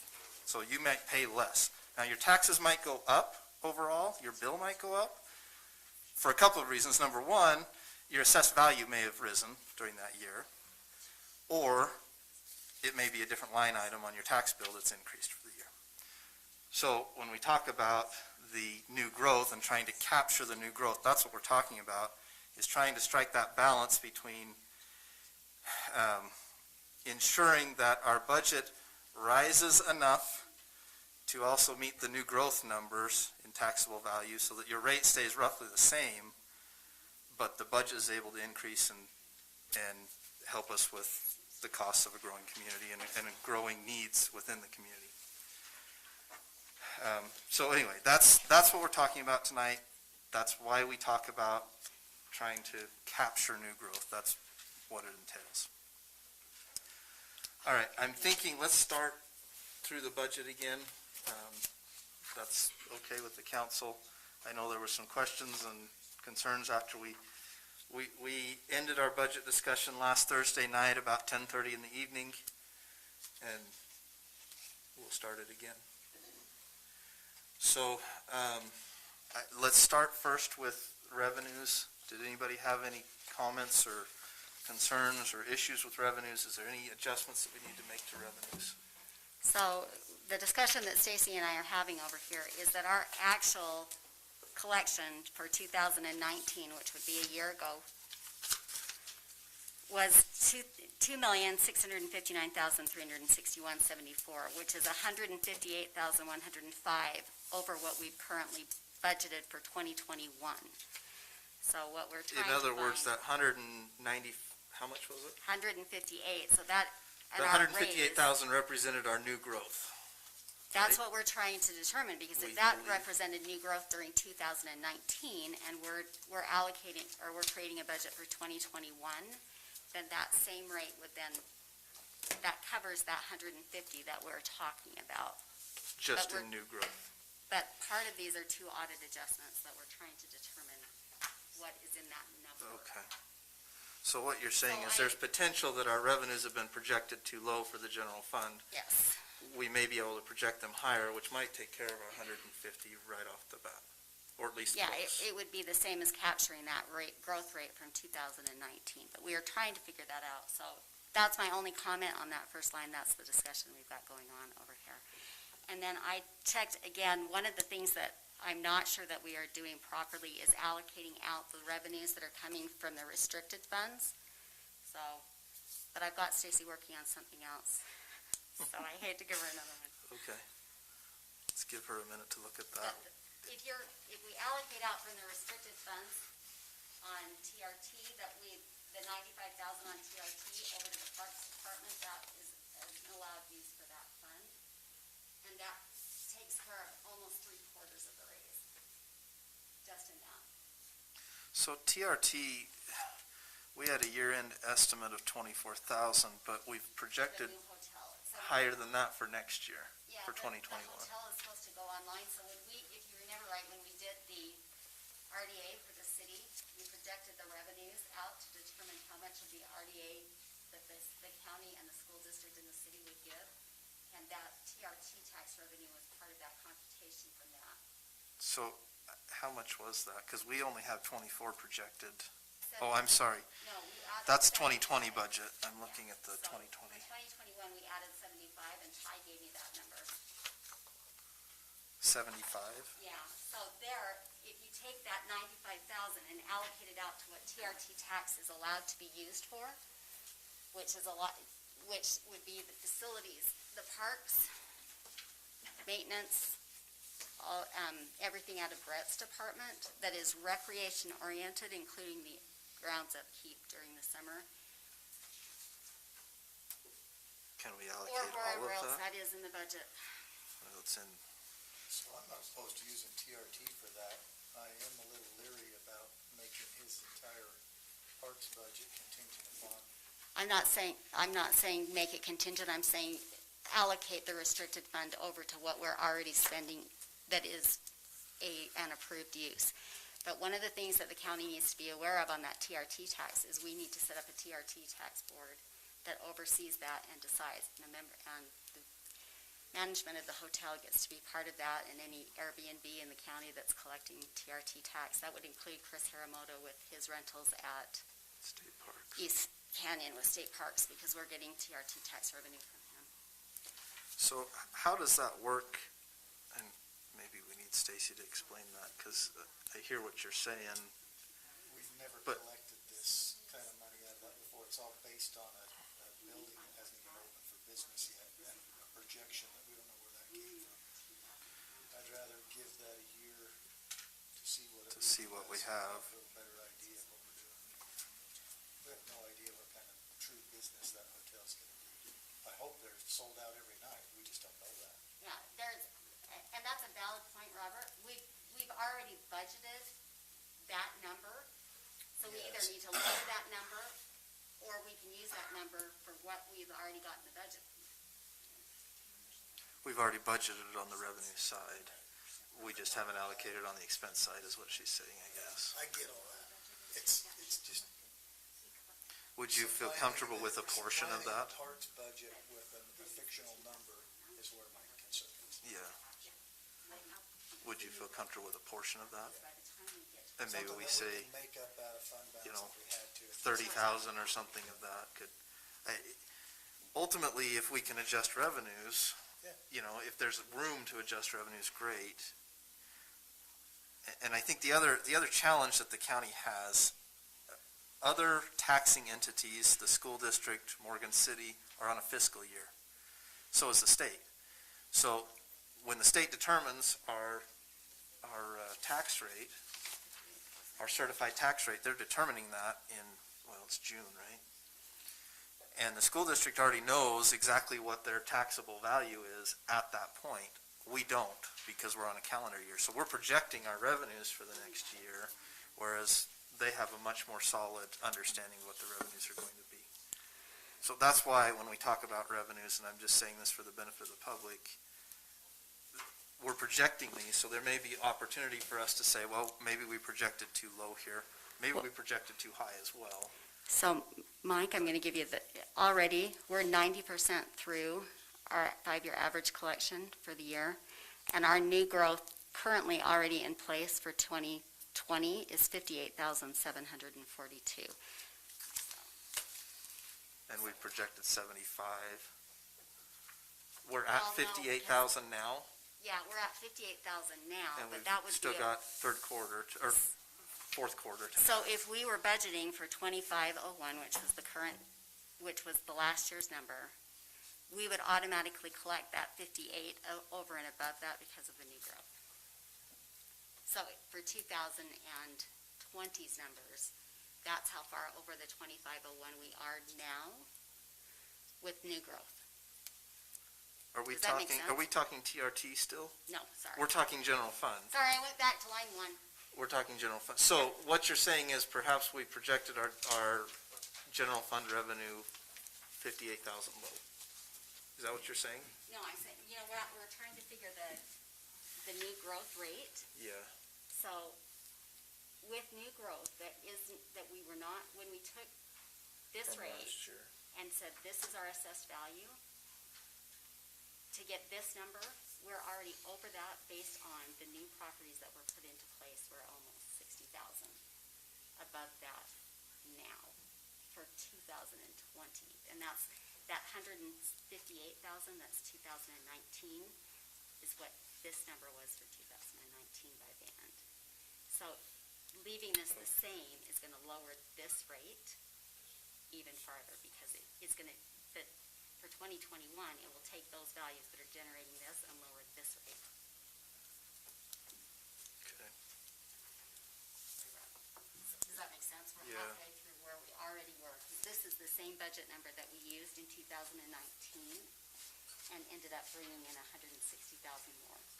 We budgeted this number again in 2020, and we're already in line to bring this number in addition to this, Okay. just in the growth. Mr. Chair, this is Robert. Can I ask a question about the TRT? Absolutely. So, is there some kind of tax increment deal with the developer of the hotel, and is that just limited to property tax increment, Yes, so that TRT is fully available to the county? yes. There was Okay, some just wanted to make discussion sure. with the city. The That city came and agreement asked was us if, negotiated before I was on the council, and I wasn't sure what it. Currently, that's the current agreement. They would Okay. have to come back and ask for it to do at one something point, the different. city did approach us and say, would you consider trading TRT for For the property school tax. district's portion of the RDA. Oh, it was for the school district portion? Oh, it wasn't for our portion. Yeah, and so going back to the original negotiations on it, that was part of the, because it was a generous offer on the RDA for the hotel. But we left TRT so that the county would have some revenue coming forward. But if the city comes forward and asks for TRT, it doesn't necessarily have to change the amount of overall tax the county pays. It can change which type of tax. So if we wanted to say, we'll give you back the TRT up to this amount, if we can then take back the property tax for this amount. Or the school district can say the same thing. Why don't we give the TRT and the school district will take the money that they're donating in property tax? Because ultimately what happens on the RDA is the school district is the biggest contributor to that tax incentive. The county is the second biggest contributor to the tax incentive, and the city is the lowest. So with the other taxes that are there, TRT allowed us to keep some of the revenue that was going to be generated from the hotel that we were giving up in the other tax. Does that make sense, Bobby? So Yes. when we talk about the allocation of the TRT tax, do we have a page on that in this book, Stacy? Is that in those last pages? Is TRT in here at all? Yes, it's in that first chart on right below property tax. It's like line 7. On the revenue projections? Correct. But Are you on talking the, about on, what the rules on the are? expenditure side, we don't have anything for it. We do. Oh, we do? We do. Yeah, there's state code that allocates it out. It's on the back, one of the final few pages. of The highlighted ones? It's on- No, Okay. So transient room tax means, it's under economic development. So if you go to Okay, one of the reports I use, or right here. so these are the state code, it's 17-31-2, purposes of transient room tax. match whatever the revenue is. So before we had started making changes. So right now, we're at 24,129 is our current. Okay. Well, any of the reports. No, that makes sense. But what you're saying is, so we budgeted the 24,129 right now on the expense side because revenues and expenditures have to match on this. But you're saying that we've already pulled in 58,000 this year, and that's without the hotel being online. So our projection of 24,000 is certainly low compared to this year, and could be very low once the hotel comes online. Chris says that the East Canyon has been full every single night, that they are booked out months in advance. They had people there last Saturday. Hey, anyone who didn't get to see the dark skies, it's pretty cool. Actually, before we left Thursday night, you had me change on the revenue side, you had me change it to 76,000, which means on that expenditure side, it's also 76,000. So Okay, so 70 we've already done that. then. Correct. but we haven't allocated it where did you put the expenditures to go? So, It's under economic development, but there's nothing, Yeah, there's nothing in that budget. so there's the 76, the 10, and the 27 that match the, yeah, 76, the 10. you see what she's talking about, We have, where we that's put at. the other 100,000 in. That's the other one Do you that's see where missing, she's Mike. talking about that's at? What's that?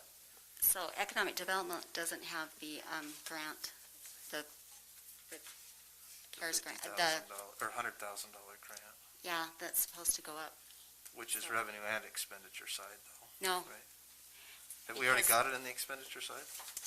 yeah, well, no, No. but it's not going to anything right now because that's 2000 and that's this year's money. I've already got that money. So that's in 220. So, but I'd never spend these in economic development. That's what they're sitting there for. We never spend them. It's, the budget is that I will spend them, but I've never even touched them. You're talking about the restaurant and TRT and tourism? So look at your actuals. If you look at your actuals under those for economic development, that's what we actually end up spending. Yeah. Typically, we've used those for special projects. We budget them because we're required to budget them, not because we have an intention of anybody to go out and spend them. I mean, we have people come in and request stuff, and we use these to cover those special requests. So like when I do the matching on the economic development grant, that's where the expenses come through, but that grant's not figured in. That's $100,000. But that grant will be a wash because it'll be on the revenue and expenditure side, right? Because we need to budget the expenditure for it here too. Well, but then you still have to allocate out what's there already, because that's not going to any projects right now. That's just a negative. That's not going anywhere. So we got to decide if we want to allocate some of that to current budgeted items or if we want to keep it there for Yeah. potential projects. is So what I you're saying. started, this is what TRT can be used for. And there are lots of them. I'm just going to do the ones that were recreation oriented. Promoting recreation, tourism, film production, and conventions. Sports, recreation facilities, including practice fields, stadiums, and arenas. Related facilities. The operator of the if we are the operator of the airport, we can use it towards the airport. Mitigate the impacts of recreation, tourism, or conventions. Solid waste disposal operations, so anything that we're using for taggarts, for removing, for switching out the trash and the outhouses up there. Law enforcement activities, again, taggarts. Road repair and upgrade of any of those that are mitigating recreation. So any of the impacts that you're having up at Taggart's based on the second most recreated river in the state. So with our projected TRT tax, if we leave it at that 76,000 plus we got projected, is it 46,000 on the restaurant tax, Stacy? Correct. Okay. 6,583. So the restaurant has different ones. Okay. So we're talking about $130,000 roughly between those three items: tourism, restaurant, and TRT. Yeah, but that's why I'm saying if we allocated that 75 between the new growth we already have and the 75 in TRT, we would probably be, and sent that over to what part of Brett's department does the parks maintenance for the summer, that would solve our problem. That would cover the 150 roughly. Yep. Okay. Before we talk about expenditures, I want to address one item, and that is that our notices that the purpose of our increase in budget is to fund wage and benefit increases. The county is going to have a 5.9% increase in our health insurance costs for our employees. Our employees are by far our largest cost, but they're also by far our largest asset. And in talking with our insurance broker, that's a decent increase compared to some that they're seeing for other organizations that are significantly more in the double digits. We've also had requests for either moving employees from part-time to full-time or adding positions within the county. So with that. To be clear that there's been no discussion about a wage increase for county employees. Correct. There has not been a discussion about a wage, well, there's been discussion, but right now there's no planned wage increase for county employees. The increase is in covering the additional cost of insurance for our employees. Okay, so let's start talking about expenditures then. Are there items you'd like to address? Ultimately, it sounds like we could, between new growth and if we're agreeable to allocating some of this TRT elsewhere in the budget, even if it's a portion, like you say, maybe it's $30,000 or $50,000, that would take our 150 down, maybe by half. And then potentially new growth would cover the other portion. So we may not be in too bad of a situation, just revenue-wise, based on our discussion tonight. That being said, we're still in budget discussions, so let's go ahead and talk about expenditures. And then when we're done with budget discussion, we can move on to talking about CARES Act. So does anybody have anything they'd like to discuss on the expenditure side? Roland, I think you've got a list there. You want to start out? Well, I don't have a list. Let me bring my book. If not, that's okay. I've got some questions on fleet. We have some large budgets there in those items, but other than a discussion on a dump truck and a new truck for public works, we don't really know what it is these expenditures are going to be on. Can we go over that right now? I don't know. We can. I don't have details on it, and I don't think Randy does, but we can talk about it. Well, before we put $472,000 into that, I'd like to know what it's for. I mean, I understand we've got a good chunk of money that goes into fuel, those kind of things. I just would like to see a breakdown of what fleet's really paying for. Okay. And I know that right now, we're considerably under budget on the sheriff's portion of that. Excluding the lease portion, that will be So I actually right found at that, budget on that by the end of the year. I actually found that problem earlier today. It's in your sheriff's budget. So it's not left off. Where did I highlight So it? have we double accounted for something here? No, I think it's in the wrong spot. So I think it's in there, I just think it's in the wrong spot. So I don't have any details on that, Tyler. Oh. on fleet or on, Yeah, I just have a budget worksheet. yeah, that's all I have too. Details on anything, so. I'm going to find the green. See what she says is maybe allocated in the wrong spot. So if I go to 2019, actual, sorry, there are way too many different pages. But it's in 2019, it's in his own budget, so if you go into your actuals, it's there, so I think we're accounting for it in two spots. If we left his budget the same, that means that it's in both.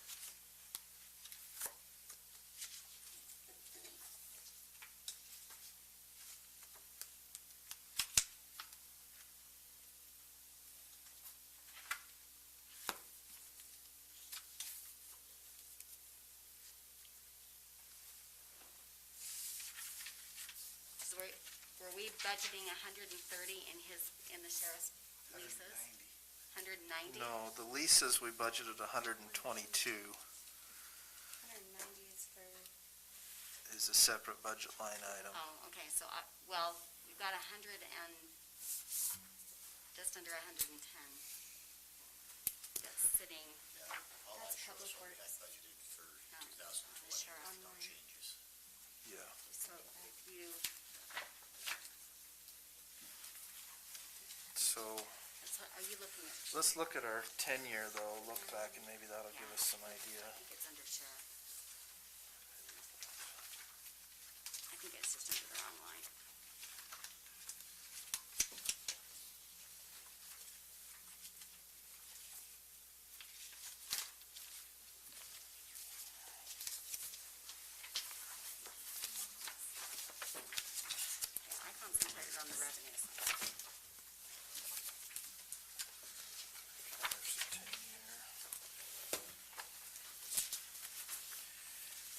agree, we can get that detail, find out what exactly that's going to cover.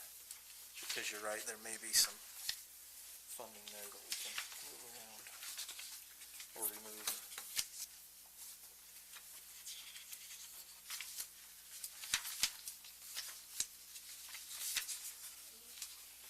Well, we're not standing right here, but I think Yeah. typically you budget for decals and sirens and.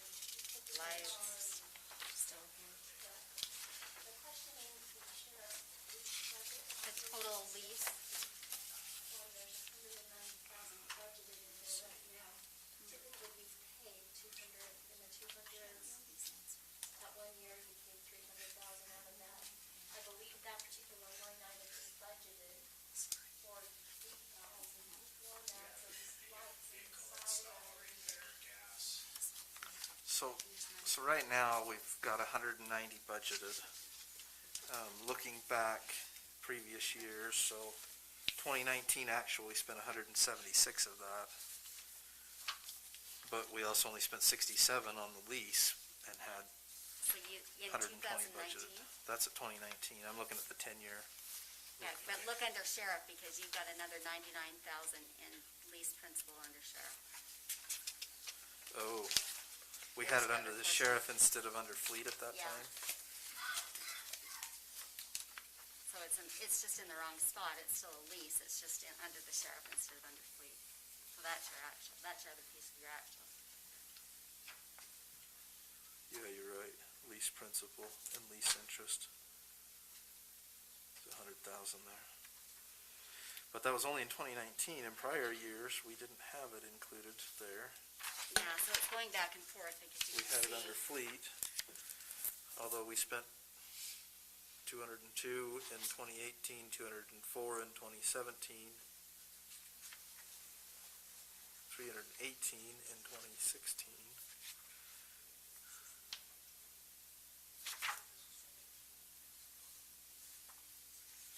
Between the two, that line item and the lease line item, we're spending close to 300 every year based on that 10-year look back. Which is basically what we budgeted for here.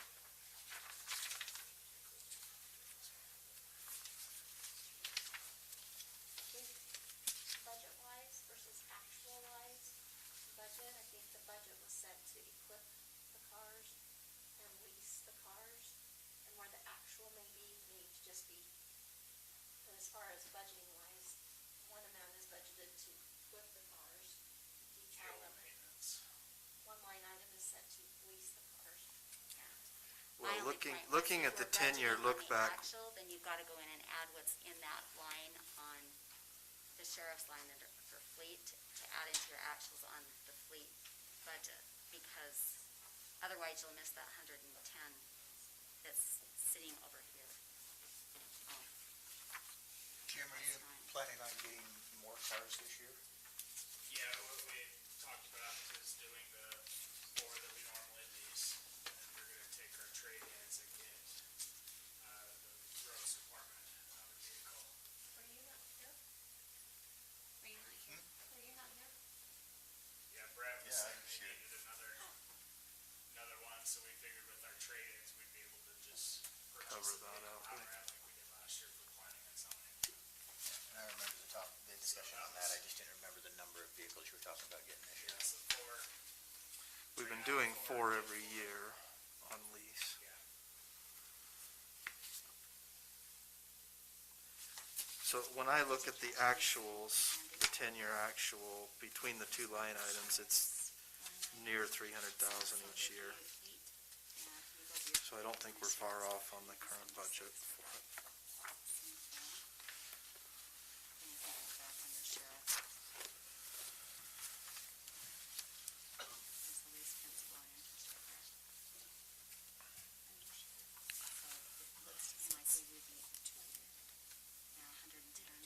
So does that answer your question, or do you want to try to see That's just the sheriff. the actual numbers? We're doing all of them. Oh, okay. Yeah. So all of the other, well, the ambulance vehicle lease, we have that that lease payment. We've paid half of it thus far this year. That's why the actual is lower. We'll have another payment.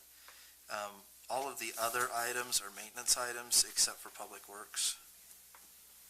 So now that we have the new ambulance, and that's the one that they mostly use, we've been budgeting a lot of money in there for maintenance on the ambulance. Do we no longer need to budget it at that level? Now that we're not fixing them weekly? I mean, 10,000 may be too high. You're right. Maybe we could take that down to 5. An actual of 4,000 this year so far, so. Let's look at, This one hasn't been in the garage every week, or I should say being repaired every week. The others never made it to the garage, but. well, the other item is, let's see. Like assessor, we got them a newer vehicle from the sheriff's department. They have that Explorer and aren't spending as much on repairs either. I think that could be brought down a couple thousand. We've only spent $376 out of a $5,000 budget. And community development, we've spent considerably less as well. They got a new truck last year, so they're probably in better shape. So to your point, we could probably cut all three of those Yeah, you could recoup in half. 13,000 roughly, pretty easy in those. Is everybody agreeable to doing that? So What we was the could- number? Well, I'm thinking, here's what I'm thinking. I'm thinking we go, If you go more, I think we go 2,000 for community development, 2,000 for assessor, and 5,000 on ambulance. and I think we take and the maybe- assessor down to 1,000 because they're not paying for those repairs. That's don't true. think we use it It's for just fuel. gas. Yeah, it's just fuel. You want to go down to 1,000 on that one then? I would, based on. We have our assessor here. Is that reasonable? Okay. So if we move to 1,000 on the assessor, that's $4,000 that we've just trimmed from the budget. If we move community development, they've spent $1,052 this year. Take them to 15. 1,500, is that going to be adequate? Do we have, okay. Okay, that's another 1,500. Hey, we're making progress here, guys. Ambulance, if we take that down to 5,000, that's another 5,000. Fire, we're budgeted at 6,000. We've spent 3,600.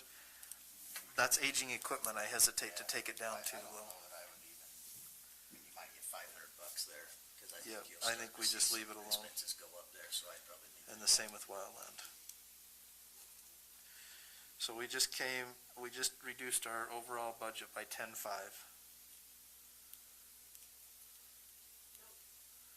Right? Yeah. Stacy, did you get all of those? Okay. All right. See, our 150 just went down by $10,000. We'll keep working at it here. This takes time. I'll tell you what. If you look through our books, and we do have time, and you're absolutely right. We've got time. We've got till the end of December, but this is our budget book, so there's a lot of line items to go through here. All right. Let's move to another one. Another question for Stacy. Go ahead. So Stacy, under the tab for certified tax rates, the first sheet indicates that our final tax rate, which was for last year, or this year, was 0.02517. Correct. But when I'm looking at my tax bill for this year, it's 0.002102. So Why that, would that be different? What I'm asking, was this what we proposed and then we didn't make the change? no, it includes the other line items, Robert. That .002517 includes library, flood control, Okay. and capital I'm sorry. improvements. All right. All 6 of those line items. Exactly, but the actual general fund was the .002102. Okay. Did I say Thanks. that right, Stacy? Okay.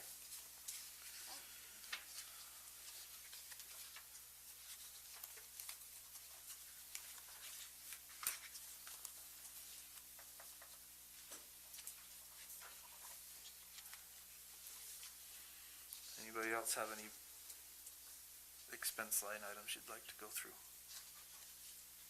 The only other expense line item I thought of was in terms of the council commission. We kept that budget the same. And I know we're giving the new commission the opportunity to make their own determination with respect to that. But that budget was based on a 7-member council. You could reduce, if you don't expect them to hire anyone in addition as an assistant, then that's one where you could pull out, 1 or 2 council member salaries. Right there.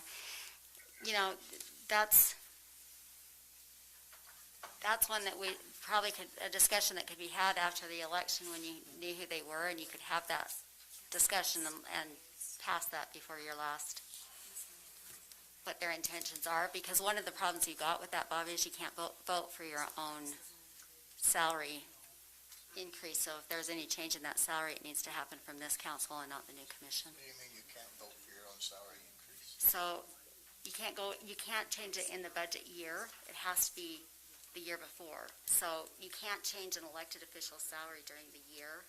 That's the same, you can't adjust any of the elected. You couldn't reduce it, I didn't think it had anything to do with increasing it. Well, yeah, but if you wanted to, if anything that they wanted to do, you'd have to do it in this year and not wait until January to do it. So you could take their advice or advise and consent on it and do what they wanted to do, but you would need to do it in 2020 and not wait till 2021, because you can't affect an elected My official. understanding is that you can increase their budget, you just can't decrease it and affect their ability to manage their department. Right. But if you moved, but if you moved anything out, yeah. you'd want their Well, input on it. If we moved it down and they wanted to increase it, the commission could do that during that budget year. That's not an issue. You just can't, I couldn't go to Gwen's department in January or February and decrease her budget and make it so that she can't function and perform her duties. That's what. Right, that's what right, the law but says. and you might be right, Robert, because I might be confusing what our prior form of government allowed and what state code allows. The state Probably law two just totally says different you can't things. reduce their budget and affect their ability to Oh, yeah, any other elected official, once we're done here, we're I done. think the council can vote themselves a raise or a pay cut, whatever they want, but I don't. If they can't, it would be a reduction, not an increase. Okay. I'm looking to the So, encyclopedia in the back of the room, who usually has the answer. I could just hear this sound coming from over here, Yeah. but when you talk, it only comes out of that speaker, so it's weird, because when you're talking, I hear it over here, but everybody else, I hear them. So Well, right now, it's coming from behind my own head with this mask on.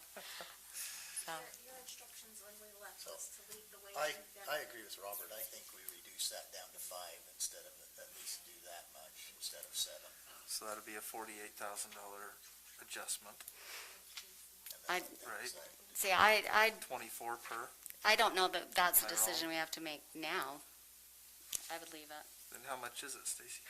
$76,832. By coming down by 2? Yeah, so. 24 It's 24 per, it's 48,000. plus benefits. There's not that much in benefits. Yeah, it's just Social Security. We've only got 13,000 total.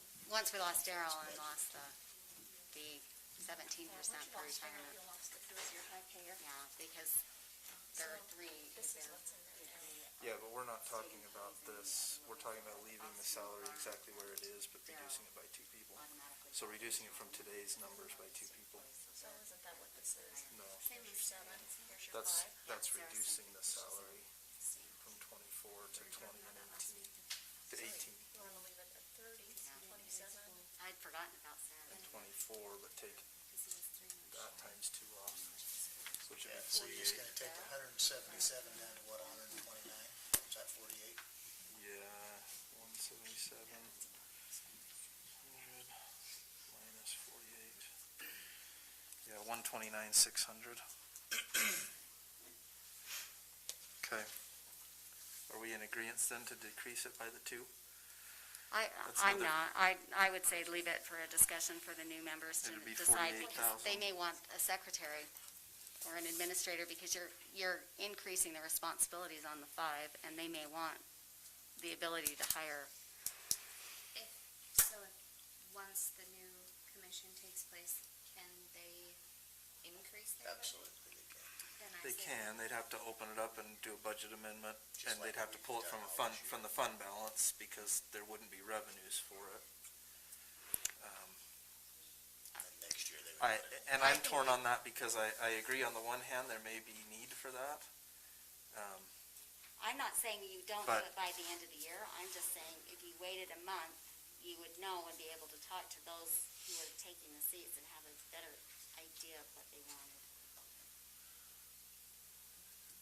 I'm frankly open to waiting. I wanted to raise the issue just because it was something that I wanted to make sure we've considered, because I know we weren't looking to necessarily reduce the compensation they were paid per month. But, then I thought, I wonder if we ought to reduce it just by the 2, but I'm open either way, frankly, to doing it. And then will the employee benefit line item be the same It for depends. the council?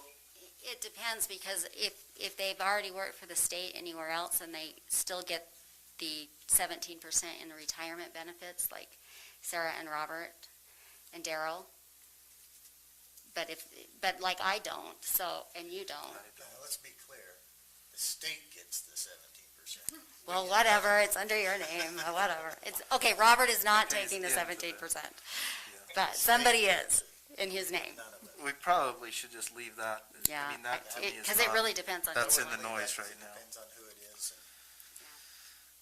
Okay, so we've got a potential here. Sorry, go ahead, Oh, go Sarah. ahead, Sarah. I would be okay with reducing it now. So now we need Randy and Roland to I make a can't believe decision. Roland hasn't weighed in yet. Yeah, he's been, Being ominously he's saving quiet. it, yeah. Apparently he's afraid of somebody out here, I don't know when who he it lets is. loose, it's Not gonna be talking. good. No, I wasn't here when you had that discussion. but You're still I allowed would to take talk them about it. I would take him off for now also. Plan on your 5-man commission, let them decide what they want to do. I mean, we're working on the budget now. But they have no idea, you'll have, where will they pull it from? It'd have to just come out of fund balance for the year, and then we'd have to figure it out next Yeah, you're budget set. season, if Right. that's what we do. I think you're setting them up for Well, but that was part of the reason for the recommendation of dropping the wages, is so that extra 2 council members you could use to hire you a secretary, and you would use that number. But if you're not gonna reduce the wages, then I'm saying you take them off. well, but they can still Still hire a have to secretary. account for that, for a secretary's wage, if that's what you're saying. But in that case, if they do hire an assistant, we should leave the funds there. We should add in a line item for the assistant in the same amount. Yeah, just move it to a separate line item.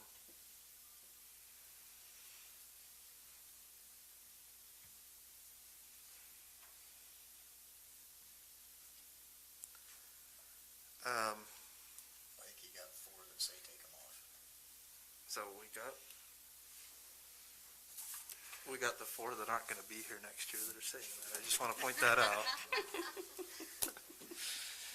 Oh, so next budget season, Roland and Robert and We're not gonna make. Sarah, this when you're really sitting out there, we're really gonna give you grief. If that's the case, you're right, we have 4. I think Here's what that's- you're gonna do, is when you have to raise it, then you're gonna do a special service district around several council members, old council members' homes. Okay. That is kidding for anyone who But cannot see my I guess face behind my there's been mask. enough, we're in agreeance, reduce that by 48,000. So now we're at 129,600.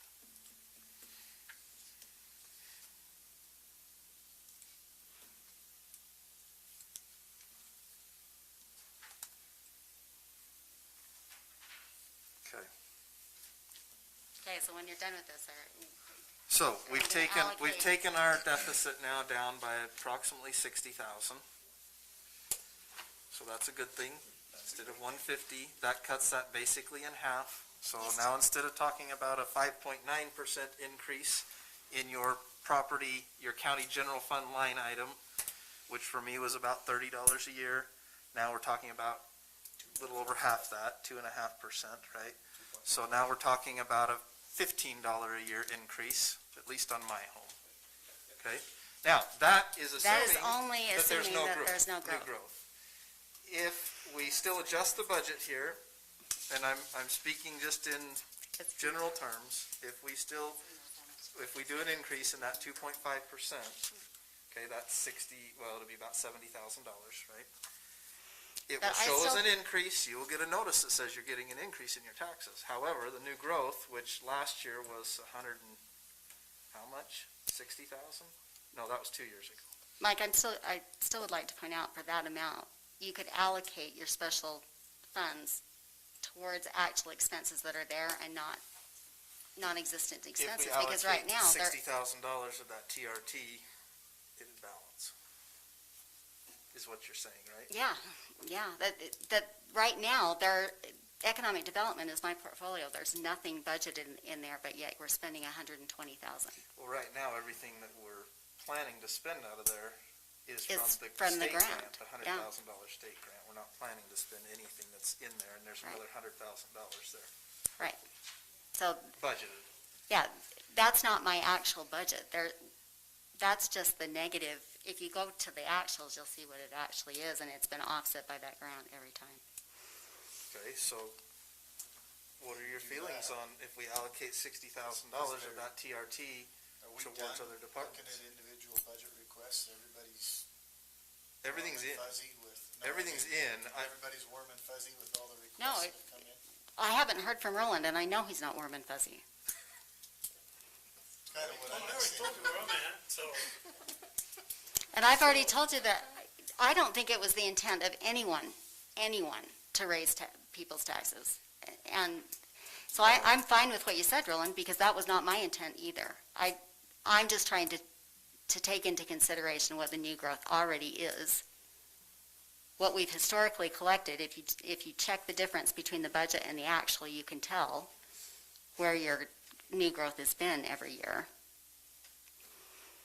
And I'm fine with the budget increase as long as it's not increasing people's taxes where we're sitting in a pandemic.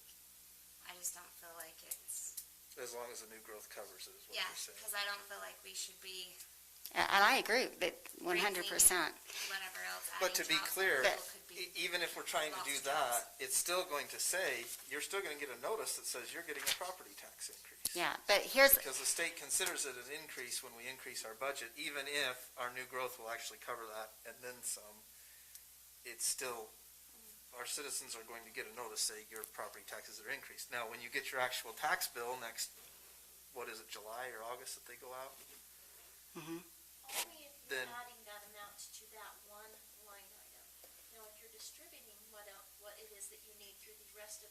Yes, from the TRT or whatever, yeah. Different revenue items. Yes. Or you change some expenditures Then it won't. somewhere else. So it would But actually if we, decrease. it will decrease taxes Yeah. actually overall if we do that. It means we're not capturing the new growth, Yeah, and but it does decrease the. so what if we did this, Roland, and you and I could agree for one more time before we get done with this?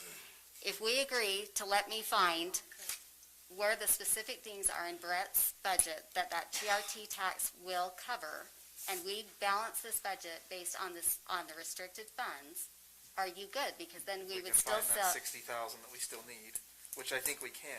I do too. The funds are there, it's just allocating. It's allocating because TRT is only one of the three.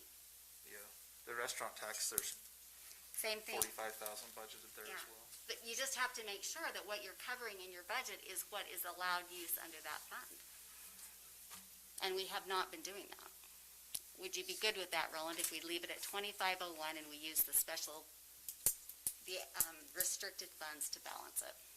Or do you want to go back through somebody else's budget? Okay, so this is where my issues are. All right. Number one, I'm not rewarding our road department to spend over $440,000 over their budget and buying them a new dump truck, a new plow truck, and a new pickup truck. Okay? I'm not voting to take $300,000 out of our fund balance to put into roads next year. we got an additional $178,000 once we paid off the bond, and we still went over $400,000. That's where part of my issues are. So, as far as the rest of it, I'm coming around to it, but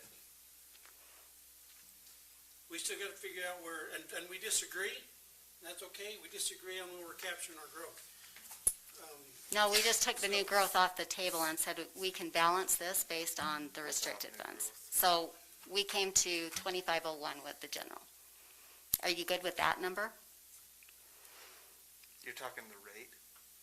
Well, I'm talking the dollar because that, which would be leaving, that would be not a tax increase, it leaves it the same because 2501 is the number that the tax commission has.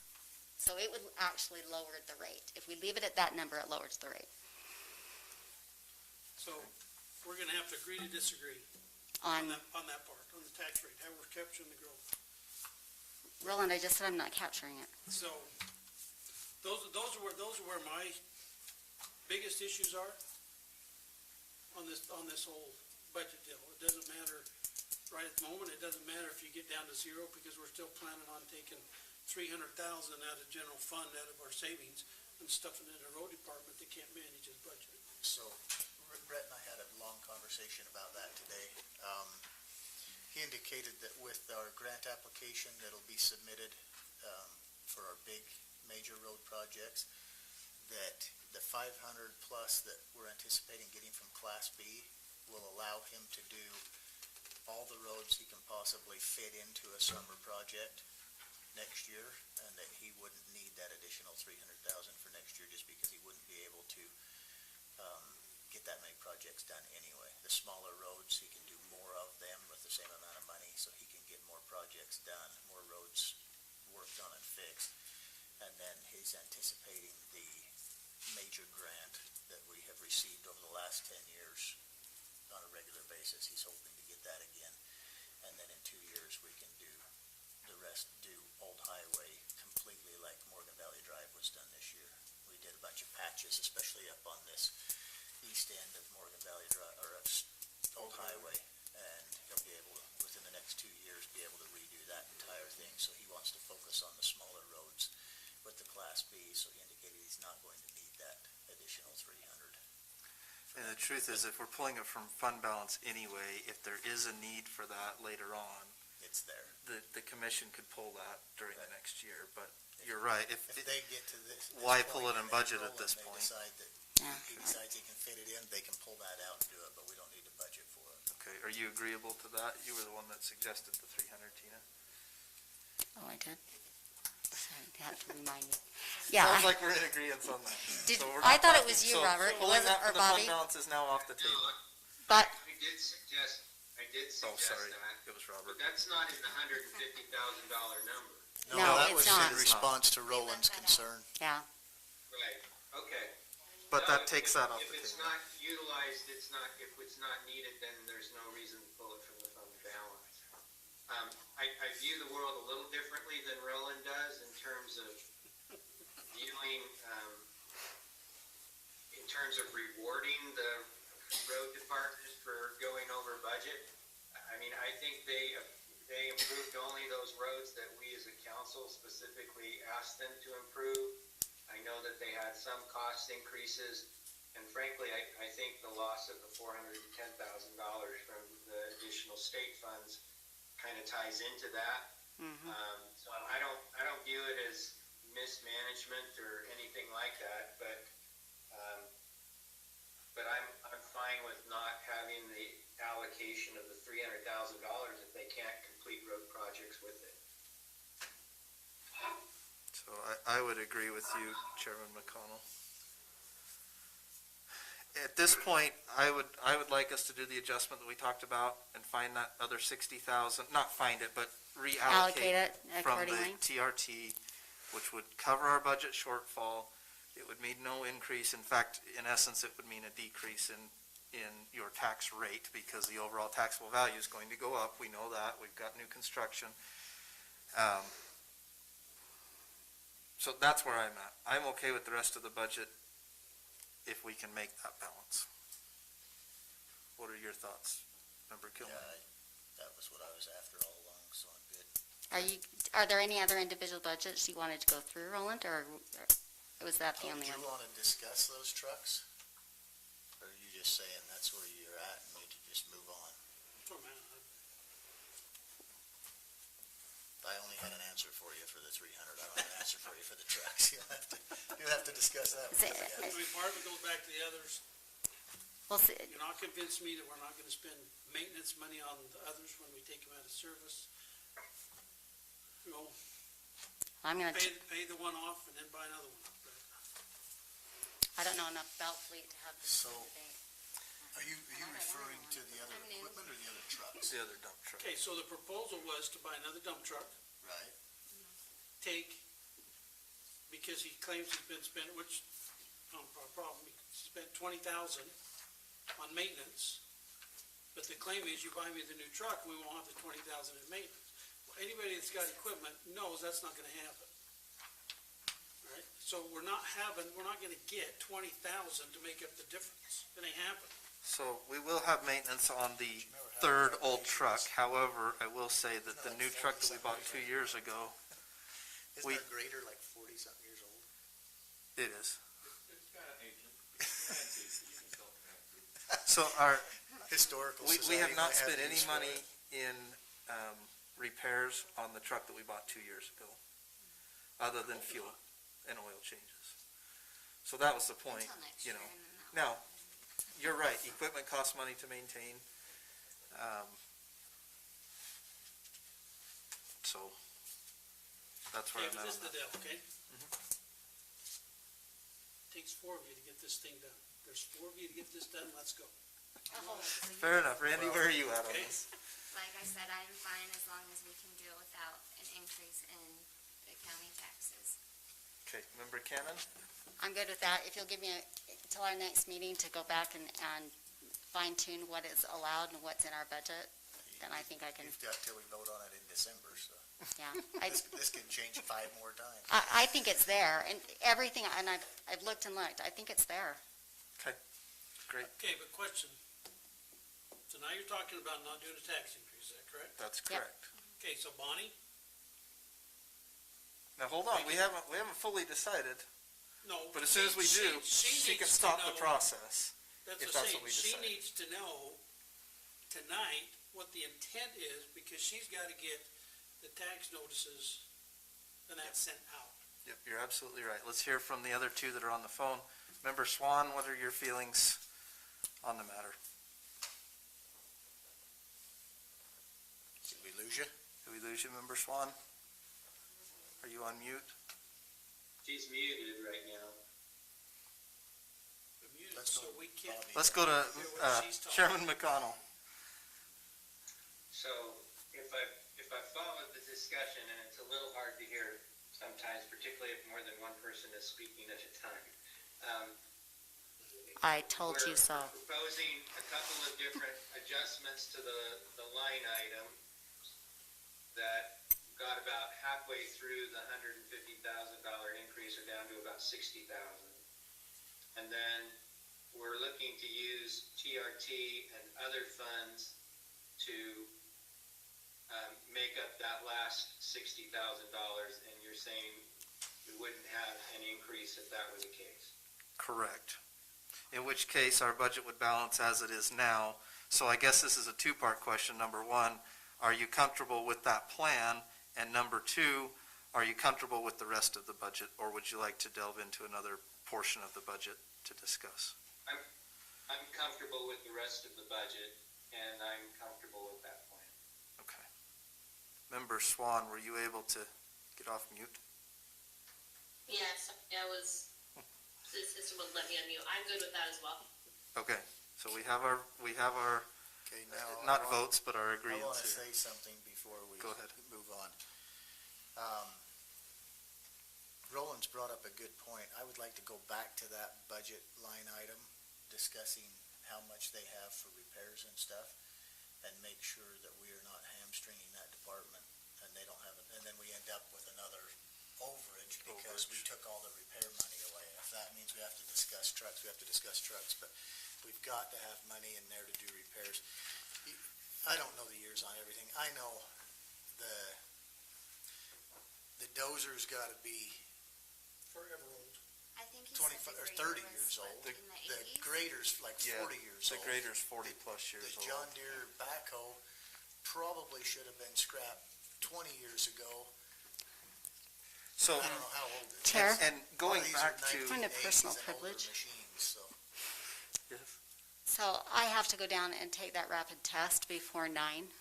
So would it be allowable to the rest of the group if we move to our second item and you guys can discuss the fleet budget, which I am not passionate about and don't know anything about maintenance yes, I think, after I have to go? I think end of the day, what we need to do is get with Brett and determine what those actual costs are going to be for maintenance. Is that kind of what you're getting at? Well, whether we give it Brett or we just make sure we've got maintenance in there, Okay. he's gonna need it.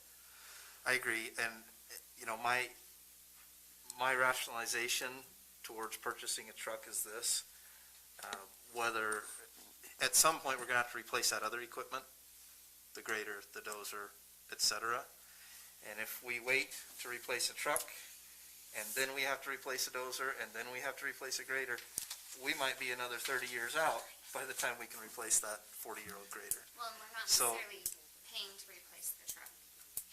The sheriff's department is. The pickup truck, I'm talking the dump truck. Plow truck. Oh, the plow The truck. plow I truck. thought we were on pickup trucks. No.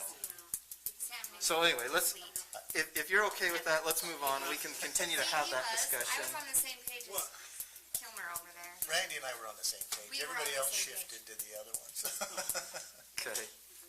All right, let's move on and talk about CARES Act funding. We had a meeting prior to this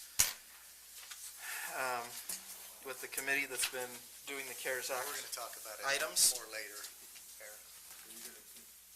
Not a final vote yet, the increased taxes. To be completely honest, the final vote will be in December.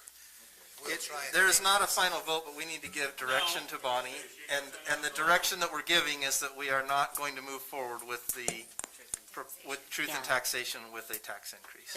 The general fund will stay at The general fund 2501, will stay the same. at 2501. We're gonna stay Yes. and no notice needs to go out. No notice needs to go out, we're gonna stop the process. So right now, we're in like step 3 of the process. We're gonna stop here instead of moving through the rest of the steps. Correct. Everybody agree? Okay. All right. Okay, let's move on to CARES Act funding. So we went through, we had that list that I brought you a couple of different times in past months, and we've talked about and gone through and approved different items, right? We went through that list with the actual expenditures that Stacy had put together. We identified anything that was not in there yet. We've actually expended, I have to add it all up, but anyway, we'll get to that in a moment.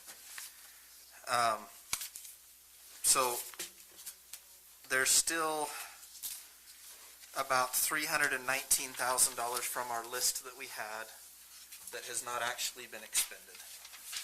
Say that again, how Okay, much? 319,000. Now that's just from the list that we had. That's not the actual total funds. That's just from the list that we had. So we're still expecting another 319 that we've already approved, but we just haven't actually spent that money. We went through with every department that's involved here and asked everybody, okay, where are we at? Is there anything else that we need to add to the list that we didn't have on the list in the first place? Is there anything else that hasn't been paid for? That's how we got that 319 number. Those are the things that haven't been paid for, and things that hadn't, yeah. And then we talked about things that, if there was any other needs that weren't on our original lists. There were 3 needs that came up, or I don't know if need is the right word, but potential uses for CARES Act funding that I'd like us to consider now, that you might consider as being part of that original list that we had of things to spend money. Okay? Hey, Mike, when you get to the business one, I need to do a little graph on the board. Okay, perfect. So, Two of those items were from our fire and EMS department, one was from the sheriff's office. The two items from the fire department, the first one are basically they're patient loading devices for the ambulance that allows them, instead of using 3 people to load a patient, they can do it with 2. Of course, the rationale behind CARES Act funding for that is that it's less exposure to our ambulance personnel to load patients into the ambulance. The cost of that is $55,000. That is a device that can be moved from ambulance to ambulance. So if we purchase a new ambulance, it can be moved at a later time. They talking 1 or 2? They want 2. It's 2, and that's the cost for both of them. That's the vote. Okay. And that's not on the list. That's not on our original list. These are new items. Okay. To be fair, he did say that from the beginning. What? To be fair, Floyd wanted it for the very beginning. It's a re-ask on the list. Okay, it's a re-ask. I think I don't know if told we'd him taken no. it out or he took it off. But anyway. The other item that they asked for was for some new training, a new training dummy to be used for training purposes. Actually, the cost for the full dummy was about $11,000, but then they realized that if you buy it in parts, because you can buy an arm and a head and a torso, it comes to $8,300 for the whole thing, rather than buying the kit together. So we said, well, if you can save $3,000 by buying the Lego version instead of the put-together version, that would probably be great. But does the Lego version come with all of the wires and everything else to make it function? Yes. Yeah, they snap together. Yep, it all snaps together. It's the exact same pieces. They just realized that when you buy the kit, you pay more for the whole thing anyway. The deal I had. And I only tell you that so you know that they really are trying to find the lowest cost option for this. So total cost for those two items together was $63,304. That's for all of that together for fire and EMS. The other item that was requested were replacement AEDs. Those are defibrillators for the sheriff's department. They would like to purchase 4 of those, approximate cost of $1,500 a piece, so the total would be $6,000. And again, obviously justification is that cardiac arrest is one of the symptoms of this, and being able to respond and use those defibrillators rather than them physically trying to pump a heart or whatever. I guess it doesn't pump a heart, it just shocks it, but anyway. So those are the new asks that we've added to the list. Before we decide on those, I want to give you some more numbers. Yes, go ahead. I just want to clarify here. So you say we still have 319,000? No, that's what I want to clarify right now. Okay. So we approved this list of things, right, previously. Correct. We have actually expended all but $319,000 of that list. That was a list of Okay. about $1 million, right? And it actually comes out a little less than that, which is good. So now I'm going to go through the numbers of what we have left, because that's the real question that you have. So what we have left after our third chunk of money comes, so of the 1.7, right now, including that 319 that we talked about, excluding the new items that we talked about, so excluding that 63,000, the total available is 781,125. 781,125? Correct, 781,125. If we take again that 60, where did I write it down? Oh, there it is. Well, there's about 70,000 in additional asks, so we take that off, we'd be left with just over 700. So what's the additional asks? That was the 63,304 for the fire department, fire and EMS, and 6,000 for the sheriff's Oh, I department. thought you said that was already taken out of there. No, So- that has not been taken out. Mike, let me get Roland and Robert up to speed on, there is a 4th set of money that's coming. So, and that's strictly for immunization management. So all of the cities who did not all of the counties have claimed their money, but some of the cities in the state have not claimed their money. So the negotiations were, does it go to the county that that city is in, or does it go back to the state? And the decision was it will go back to the state, which will then reallocate out to all of the counties based on population for immunization management. So those pot expenses can then be covered by that number. Which for us will be 30 to 45,000 something. Well, so it's harder to know. That's at a minimum, because that's what is already turned back in from the funds that were not collected, but that was not including the second and the third.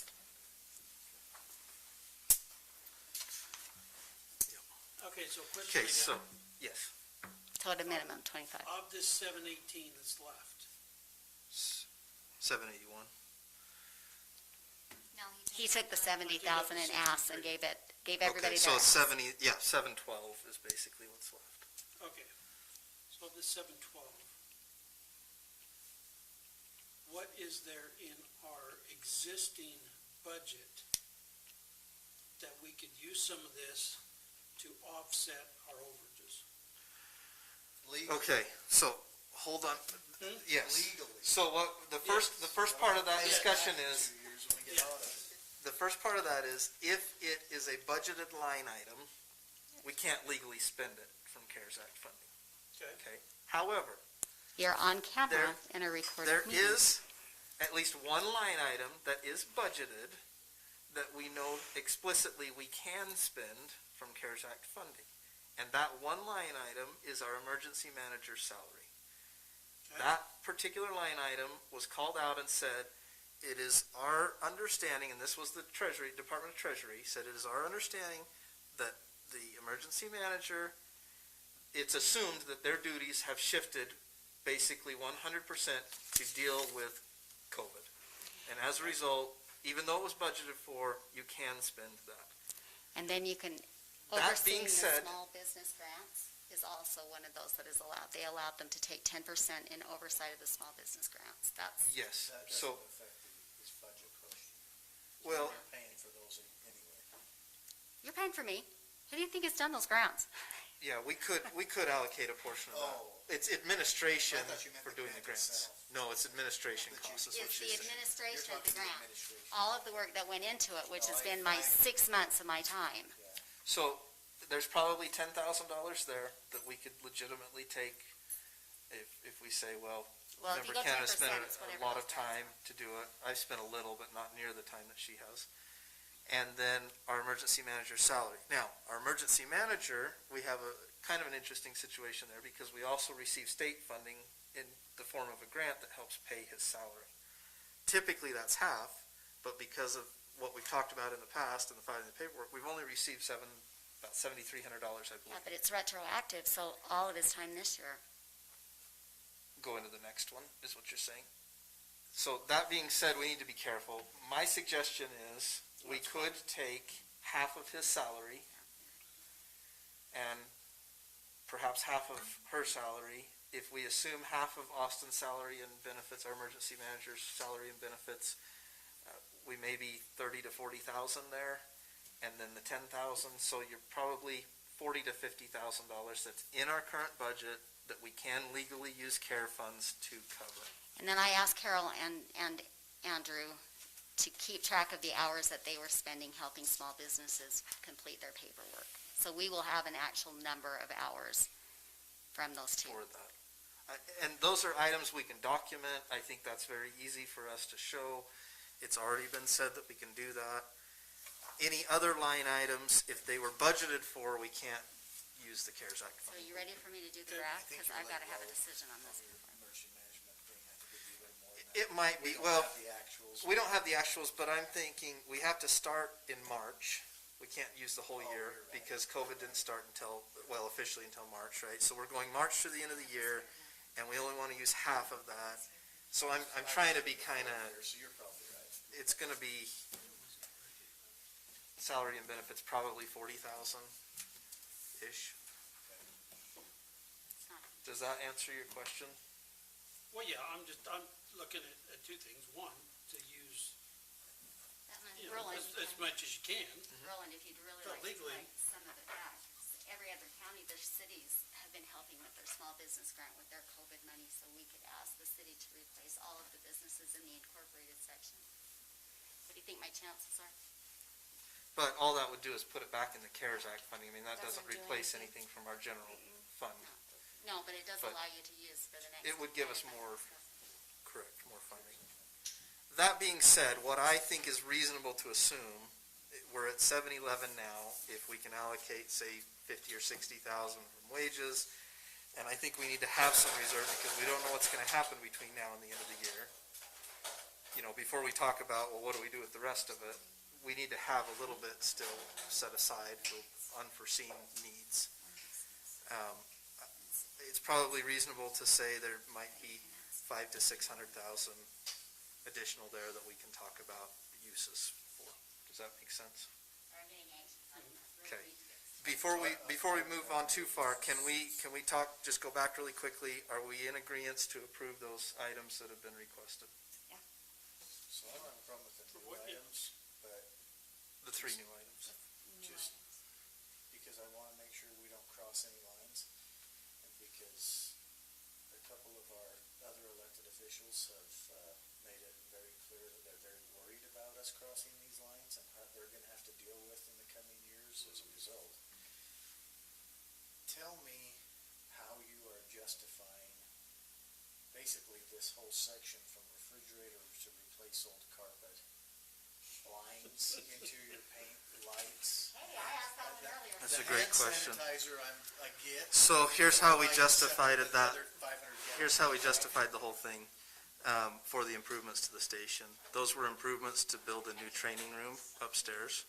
They were using the downstairs for training, right, in the current area.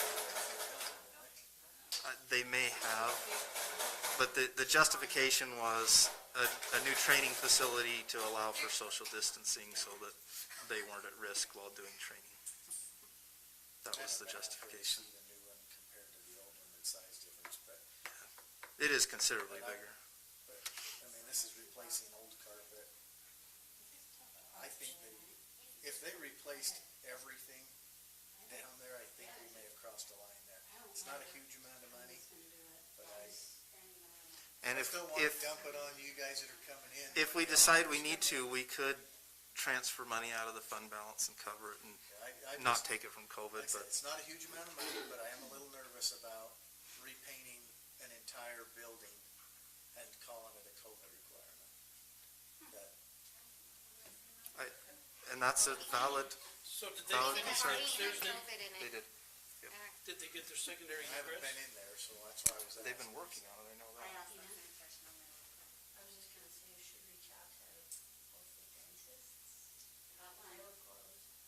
And the chief fitness, I sent her, but it got kicked back to me, so.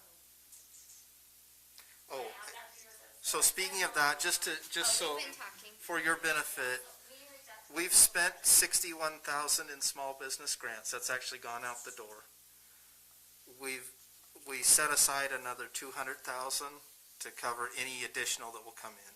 And that's, Okay. I We know we have 15 on the hook right now that have started their application. Some have finished, some have not. And then we know there are more that potentially will apply. Talk to someone in the parking lot. So that 200,000 will cover that. That's already been included in our 781 number. So This that's is where where we're at. I need, you guys, don't you dare. I have been waiting for a week because I've got 3 that are in this I thought I'd situation. give you time to draw. Hey, it's gonna be easy. So, right now, what we said is the unique tax ID number. But what I need you to tell me, is that the individual, as in the owner, or is that is that a unique tax identification number for the business? Because any individual can own, so if I'm Cindy and I have lots of businesses, I have a tax ID number here, here, and here. That I don't have a problem with. What you need to understand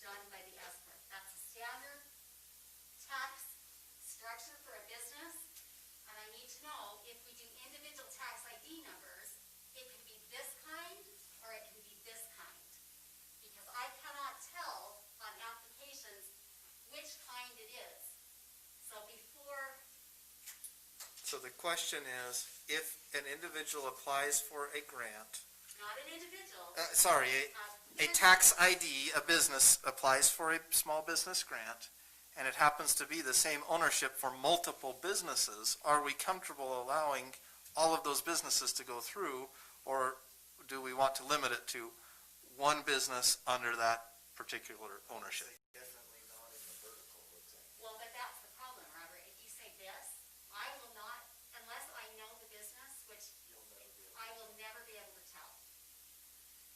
And that's why I want you guys to make the decision, because I already know who applied. So it cannot, I cannot give an input other than that. I say if the business has been affected and they're using the money towards that business that's been affected, then why not? Even if it's the same owner. As long as they have separate EINs, Yeah. I would view. And they would be And this is separate not my tax bill, IDs.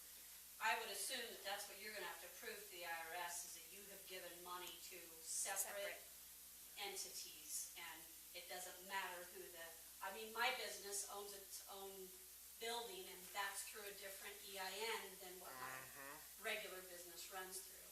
Yeah, this is a very typical structure. Anyone with a good tax accountant Corporations can't own buildings, or shouldn't. shouldn't partners. Yeah, LLCs you own land in a partnership, you own the actual business functions in an escrow. That's why it's that way. But right now, I will not know, and if they show, you will not know either until it's unmasked, if you know the business. So again, the criteria still is they have to have shown $10,000 or more in revenue in the preceding year, and then the dollar amount has been based solely on number of employees. 5,000 for a owner-operator, 7,000 up to 25 employees, right? No. 7,001 to 10 and over, and 10 and over was. 10 to 50 was the, no, it was 20. I sent you the number, Randy. I haven't Okay, had now anyone we- do the 10 for a while, so I can't remember. But It was larger the businesses. two that have done the 10. So I mean, in the case of your building ownership, well, you probably don't have employees, right? That's exactly what I was just So gonna that's a say. $5,000 Structured that way, opportunity. There shouldn't be any employees there, Yeah. so it shouldn't be a deal. So any of those would be at the lowest rate. Yeah. And it's very likely that they were affected, you know, if their corporation was affected, so was their building or facility or whatever it is that they're keeping separate. But at the end of the day, we just need to decide if that's what we want to do. It was sole proprietor is 5, 1 to 9 is 7, and 10 to 49 is 10,000. Okay, So even if it's structured this way. And who was that sent by? that was this council that The determined. council. Yeah. The other thing So that we I'm gonna decided ask you, We decided. the other thing that I'm gonna ask for is, that I haven't asked for the businesses that have gone out, is a certified, something certified that they signed saying that this is not covering, that they have not requested funds for the same impact. So that businesses who qualify for other PPP or, the state grants, I can't think of all their names, but that's one of the rules, they can't submit for the same impact twice. Can't double And I dip. have not made them, they have stated that, but I have not made them sign something saying that. I don't know if you feel strongly about that, We probably ought to have them sign something but I attesting have to not that. asked the others, so it would be a change in the Is procedure. that a So they check kind of- mark in the application? And do they sign the application? So they can apply for what Okay, twice? that's true. They've signed the application, attested Yeah. that the application is correct. So the and I keep the signature on the application, so if they have applied for any other CARES money, for any other grant, and they're using that same justification as they used for our grant, they can't use the money for the same offset. So, say they had a $10,000 impact, but the state gave them $9,000 in a grant, they could only take $1,000 from us. But they would have to tell us for me to know, because I don't know what the state has given them. So, the certification would be. So what does the actual guidelines tell us? Because I'm sure they've identified the tax ID issue. Yeah, and this. So what does? No, The federal guidelines is any tax ID number. What I want Okay. is you to be comfortable with it before you've seen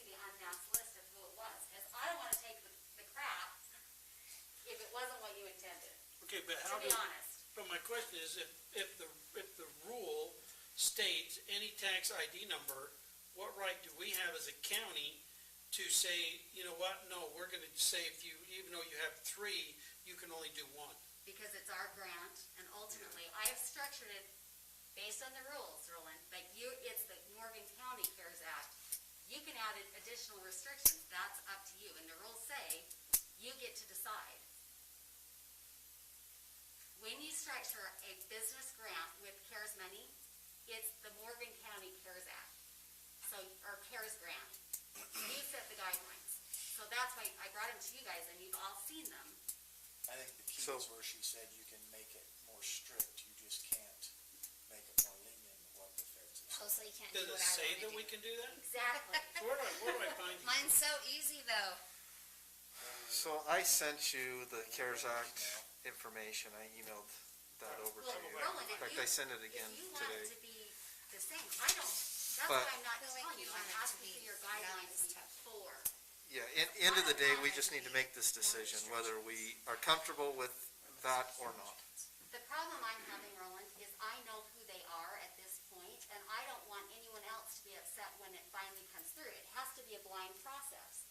So I feel a lot of responsibility for, if I'm not doing what you want done, and you don't know till the end, we've already committed it based on the process, because they're legally entitled once they get through it. So I need to know before they get through that process, what your restrictions are, so that I'm still in line with what you want. Okay, so does it say in the guidelines, does it say we have to do this blind? We can't find out who it is until after the money has been awarded? 'Cause that's where I'm having the struggle with.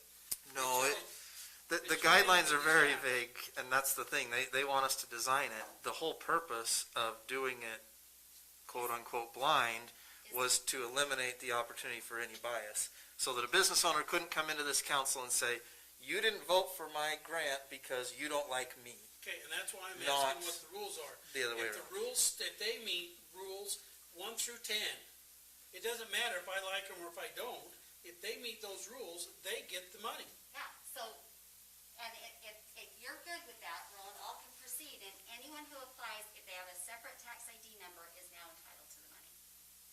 I'm good with that. At the end of the day, the federal rules are not that, there's hardly any guidelines, to be quite honest. It basically says, can be used for business grants. We're the ones that set up the rules, we're the ones that set up the criteria, we're the ones that determine the amounts. The feds have nothing to do with that. They just gave us a lump sum and said, you can use as little or as much of this as you want for business grants. Some counties used the vast majority of their CARES funds for small business grants. Others used very little. But at the end of the day, we're the ones determining those rules. My guidelines were super easy. Yeah, Randy's like, just give it out. I was like, oh, you closed, here's your 10. You closed, here's your 10. Well, and that's where That's my guidelines. I'm having a hard time buying that the federal government is giving you money without guidelines. They did give guidelines. It has to be for a COVID impact. And all of the things that we've been going Basically, through. the guidelines. It's vague. It's very vague. It doesn't detail all these And then they items say, out. if you vary from this, we'll come take the money from you, Morgan County. Okay, and that's why I'm having a hard time.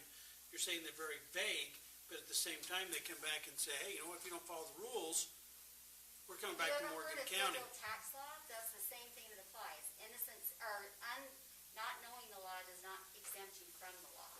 That's the problem with the federal government, and why the city is really, really hesitant to do anything, and why all of their grants are coming through the county and not through a city grant. For the businesses, Yeah. I just want to point out, we only have one grant that we have so far done that is in city limits. That you're not done and don't know. Well, no. what's in there.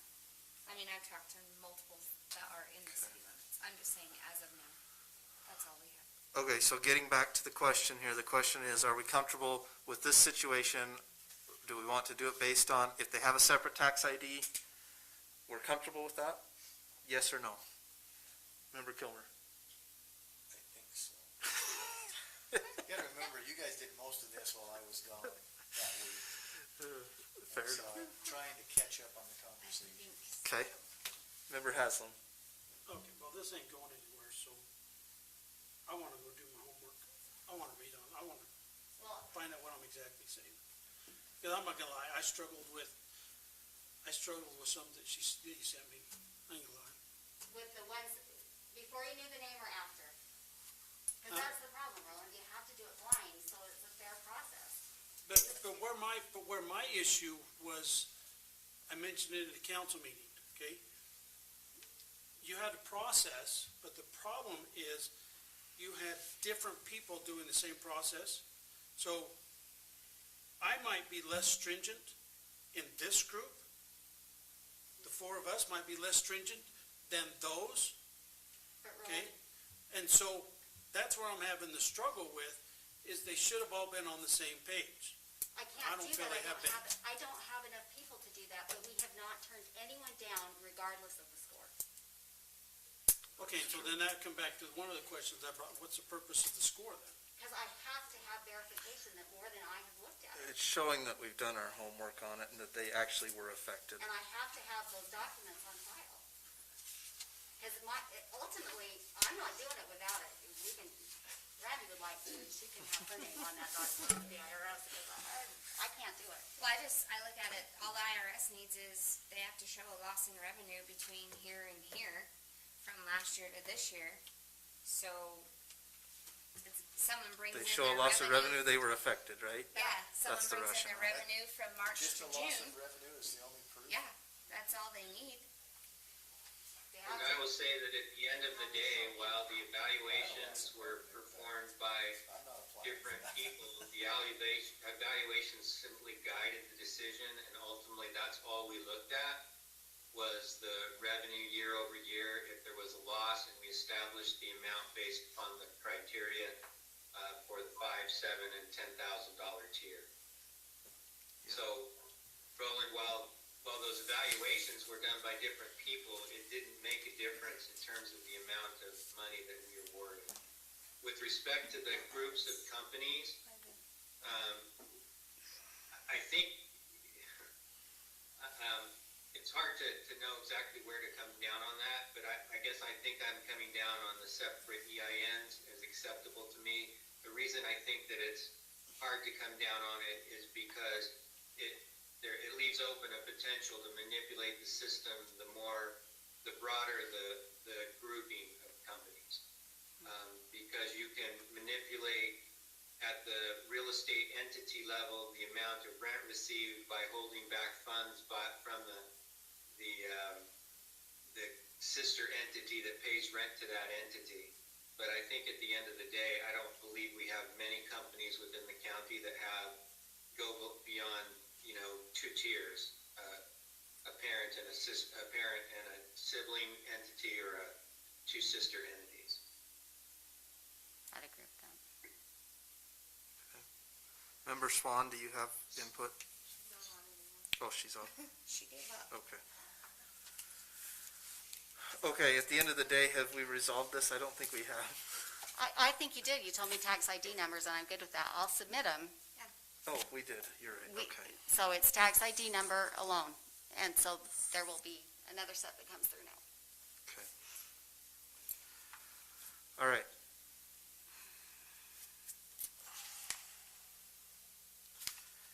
Did we? Is there someone who wants me to do a presentation on the internet? Yes, Cameron's here. Okay, do we want to proceed to that? Yep.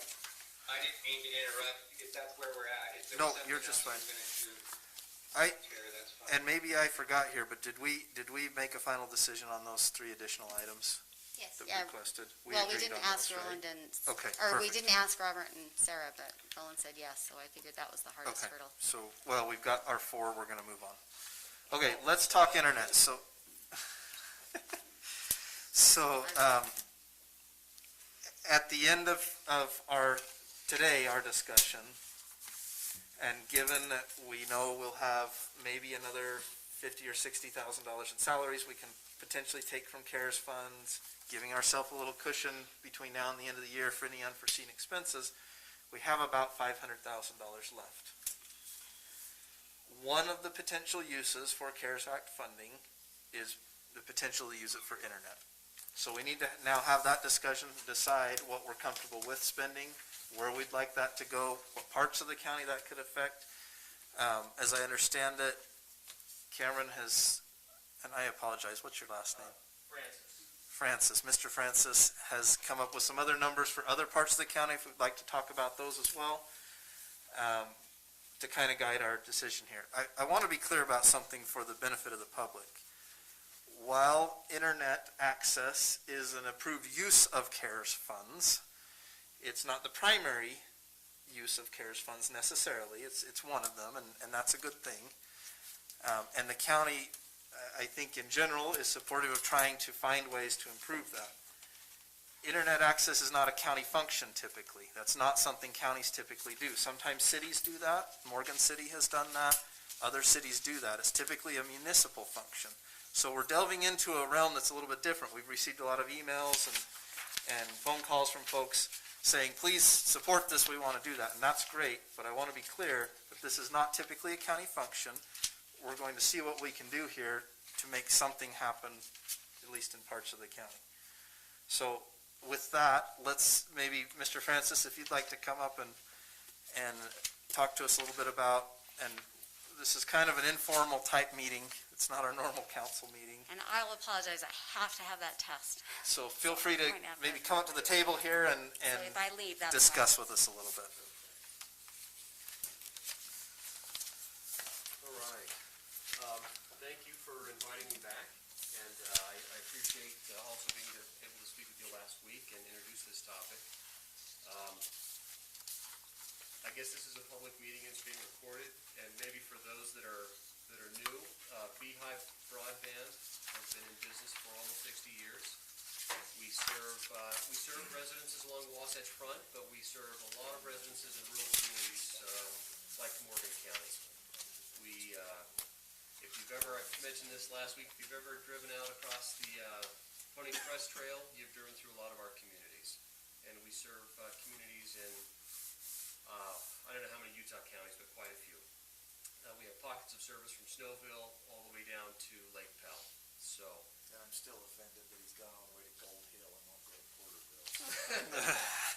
Well, we do Gold Hill. It's, we serve all 30 families in Gold Hill with a lot more than 30. And they're getting an upgrade this year to fiber to the home in Gold Hill. So, just rub it in. Yeah, sorry. We talked about some areas of the county last week. We might refer to them as low-hanging fruit or areas that are easy to build into. I know that applying CARES funds to building telecommunications infrastructure, you have a timeline for spending that money. I think there's some questions about the timeline for the work that has to be completed using those funds. So Cameron, at that point, let me read what the guidance the county was given. May recipients use fund payments to expand rural broadband capacity to assist with distance learning and telework. Such expenditures would only be permissible if they are necessary for the public health emergency. The cost of projects that would not be expected to increase capacity due to a significant extent until the need for distance learning and telework have passed due to this public health emergency would not be necessarily due to the public health emergency and thus would not be eligible for uses of fund payments.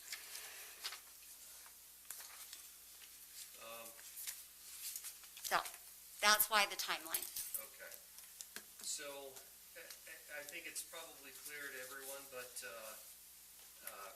lots of people are working at home. My family has all gone to teledoc appointments. We do them online. I work at home, roughly 3 days a week, and I'm sure lots of the residents in Morgan County are doing the very same thing. We talked before about, I gave you some color-coded areas. The blue area, which is primarily, I think you'd call the Highlands, that is an area that we have a lot of pole agreements in, that we have a lot of overhead lines. For anyone new to the conversation, it's easier to construct those overhead lines, it's easier to put in those overhead lines than underground lines. And so that area of the Highlands becomes an area of opportunity to work fast, and we can work at a lower cost because of those above-ground lines. And we have those pole agreements now. We have older coaxial lines on those poles now. We would do something called overlashing, which allows us to go in and put new lines over the top of the old lines to serve that area. Looking at that, we've re-looked at it. I was asked to look at how much of that area could we get to by the end of the year, which is a real challenge. You know, we've got the holidays, etc. How many weeks of work do we really have? You know, maybe 7 or 8 weeks of work before the end of the year. But, and there's kind of two parts to this.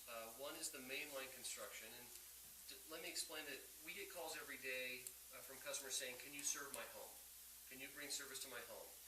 And what do? Our customer service representatives look at our main line to see if they're close, to see how close they are to that main line. And if they're on the main line, if they're on the same street, we can serve them much, much more easily. It's so easy. So if our main line passes, we can provide service to those homes. And that's kind of the key, is how close are people to our main line. And so the main line construction in the blue area, we think that we could probably complete roughly 95% of that main line work by the end of the year. And that would bring the possibility of new fiber optic, high bandwidth, high reliability internet service to approximately 200 homes. And the other key here is that we can't serve a home until the main line goes past their home. So we got to do the main line first. But as we build that main line, we would then add homes along the way as quickly as we could. But probably 95% of the blue area we could get to by the end of the year because of the aerial construction. We also went back and looked at the yellow area, which includes pretty much phase 1 of the Cottonwoods, Rose Hill, and some adjacent areas, the business park, the airport areas. That's harder to get to. We could probably, because we have underground conduit in that area, but it's gonna be a harder build. By the end of the year, we could probably only get to about, well, let's see. We could probably get about 1,100 feet of underground constructed, plus there is some aerial in the yellow, about 5,000 feet of aerial. We could get mainline construction in the yellow zone to be able to serve about 70 homes by the end of the year, probably. Would you like me to talk about the costs associated with? I already know. Is this the same cost that you told us last time? Yes. About $500K on the... Because the mainline builds will be slightly smaller than we presented on Thursday, the cost of the main line, we think in the blue areas, is about $202,000, $203,000 to get to 95% of that blue area. How many homes is that in? We could get internet to, after building that main line, we could serve around 200 homes in that blue area. So, the area that, the Highlands. So, in that yellow area, we could get to about 70 homes for about little over $118,000 in mainline construction that we could probably complete by the end of the year. Is that yellow or the orange? Is that Enterprise or Cotton? That's So the yellow is Rose Hill is area. Cottonwoods, Rose Hill. And Lower Cottonwoods. And the orange was Enterprise that we talked about on Thursday. So is that overhead line again, or is that conduit that's already there? So in the yellow, about 5% of that build is overhead line, and the rest of it is underground conduit. That's already there. That's already there. Yeah. And so...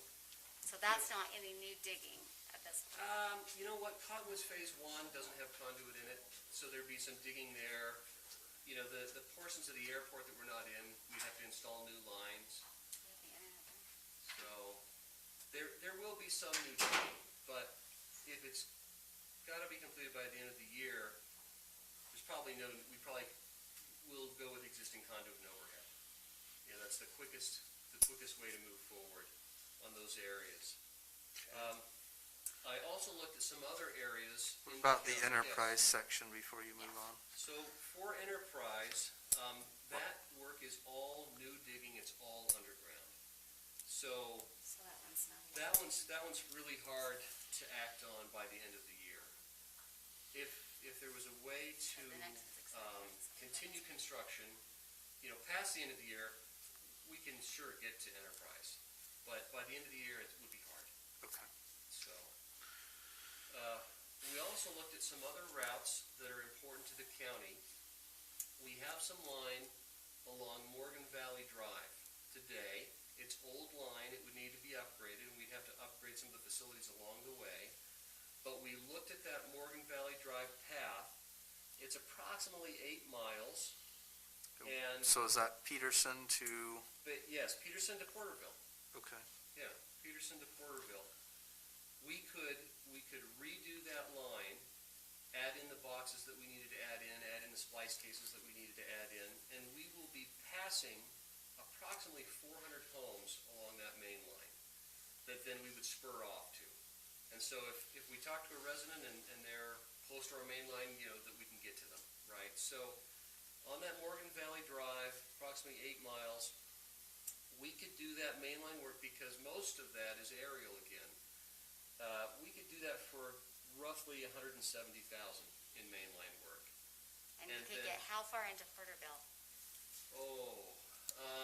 Hard scrabble? Let's see. You can't even run a phone up there, are you kidding me? Yeah. You didn't say up it, just to it at least, right? But she's like clear up the end. Yeah, getting to the top, I know. No one's getting there. Yeah.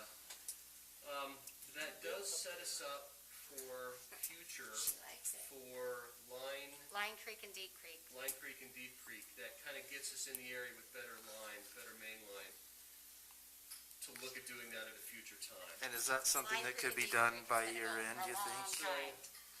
100% of that Morgan Valley Drive should be able to get done by the end of the year. Line Creek or Deep Creek, it would be future. But Yeah, it would set them up. It would set but them mainline up- construction. It would set them up for a future project build. So do you know if it going down those two roads would be overhead or would it be tunnel? Because that would, or, That's all over. Yeah, so Morgan Valley Drive, mostly overhead. but down Line Creek and Deep Oh, Creek, I don't It's know. overhead. overhead? Well, there's not anything up Deep Creek. Line Creek has got overhead. Okay. I don't know if we currently have any poll agreements. I think we've got agreements in this county for like 2,000 polls. Well, it was an ADD moment, I'm just so Yeah. If, staying on task here. if those polls are in our pool for the agreement, then we could probably go across them. The power company will generally work with us unless they're transmission lines, in which case the poles are spread out further, and there's a tension issue with fiber optic lines going over further distances over poles, and they typically don't like to give those agreements out. So, another route that we looked at in the county, which I know is an important route, would be to continue down Old Highway. Right now, we have a build that goes from what was the yellow zone all the way down to Enterprise. We're working on half of Enterprise right now, today. We would continue along Old Highway Road all the way to the Morgan City limits. That is mostly underground construction, and we could probably complete about half of that build before the end of the year. And the costs associated with doing that, it's approximately 5 miles. We have to build 5 more miles along Old Highway Road. Costs associated with the mainline build are approximately $212,000 to complete that build along And Old Highway. approximately how many homes does that service, or That- pass by? Approximately, and we had to do some quick counts. We had people up here yesterday, but approximately 100 homes. We pass approximately 100 to go down the rest of the way down Old Highway. So that gives us some more options.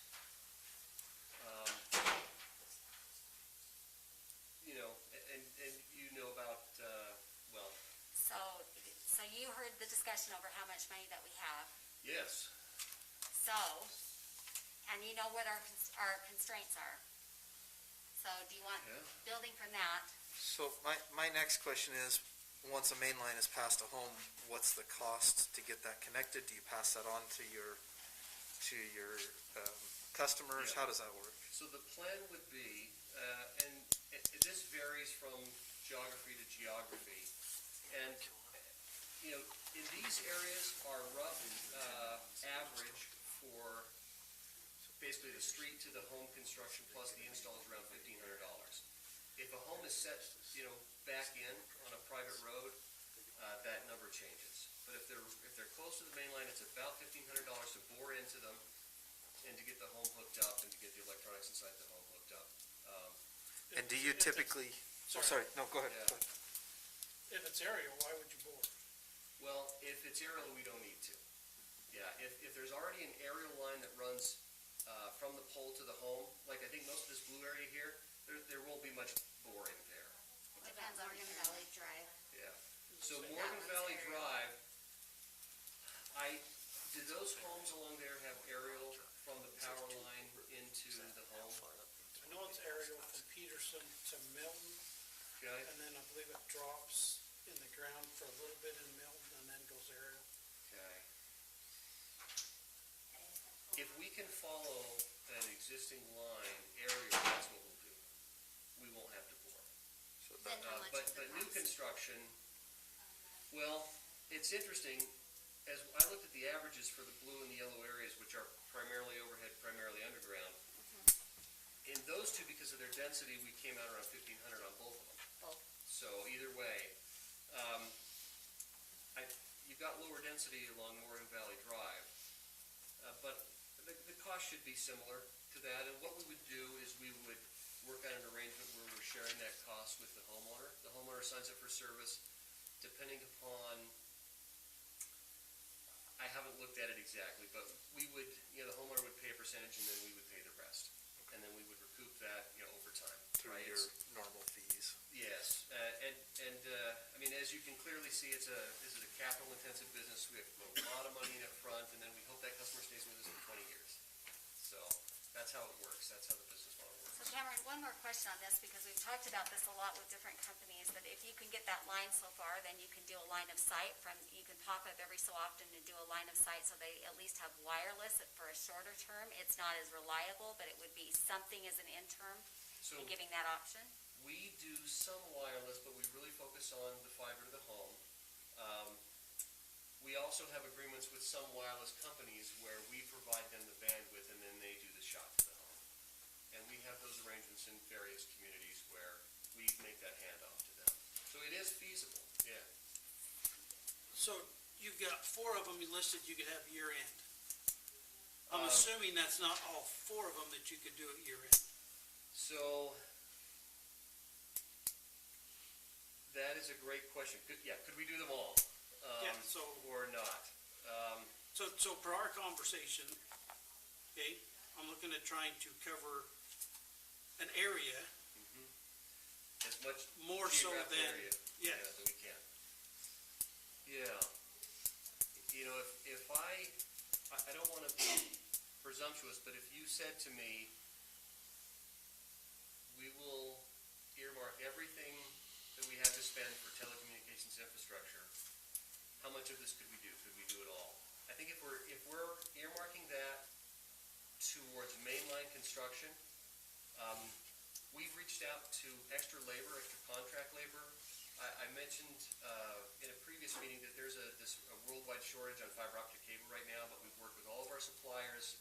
We think we've got the cable, access to the cable. I probably have to go back and relook at our contract labor because it's really about the labor. But I think that we could do, for example, I think we could do the Highlands plus Morgan Valley Drive. I think we could probably, those are both going to be,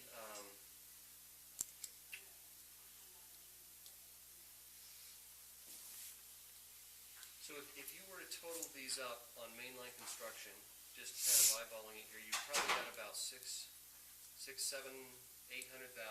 So it's it's more than you would have to spend anyway to do all of these projects that we've talked about. Yeah. We probably couldn't do them all. The biggest problem we have is how do we allocate the limited funding that we have across the county and communities across the county and still be fair? Yes. There's the problem that we are always going to have on this. So we're looking at you to solve that problem. Oh, So Cameron, I want to just jump back real quick, then you guys So can go guys, back to this I've got to conversation. go. You all know where I'm at it. Cover as much as we can with what we have, and I'm good.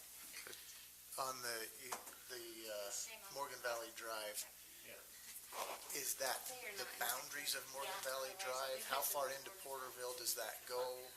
Is it to the beginning of Porterville? Does it go up into Porterville area? 'Cause that's an extensive area with different branches and.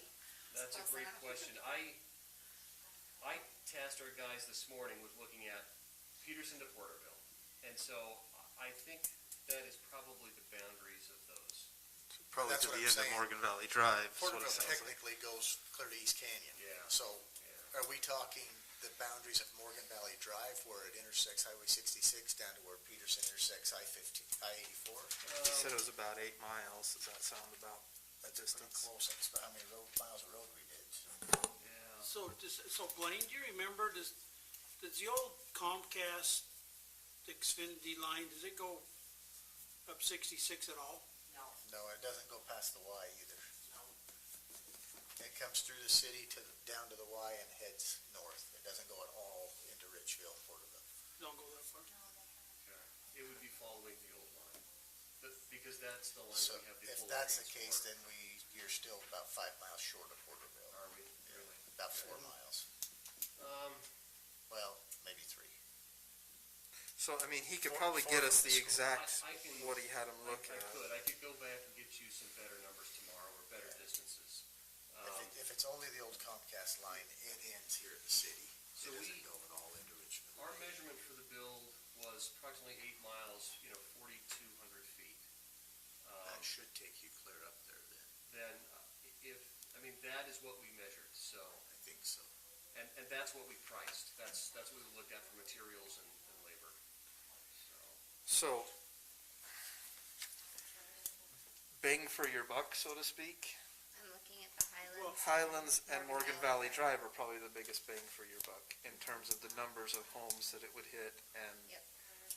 because I agree with Member Haslam in that I'd like to cover as much distance as well. I know that's not as great for you because density is better for his business model, and that's okay. But for our purposes of trying to cover as much of the county as we can, I like the idea of that distance. Then you're at least started in multiple areas. So, did I misunderstand or hear wrong when we was talking on Wednesday, whatever day it was you came? Thursday night. Okay.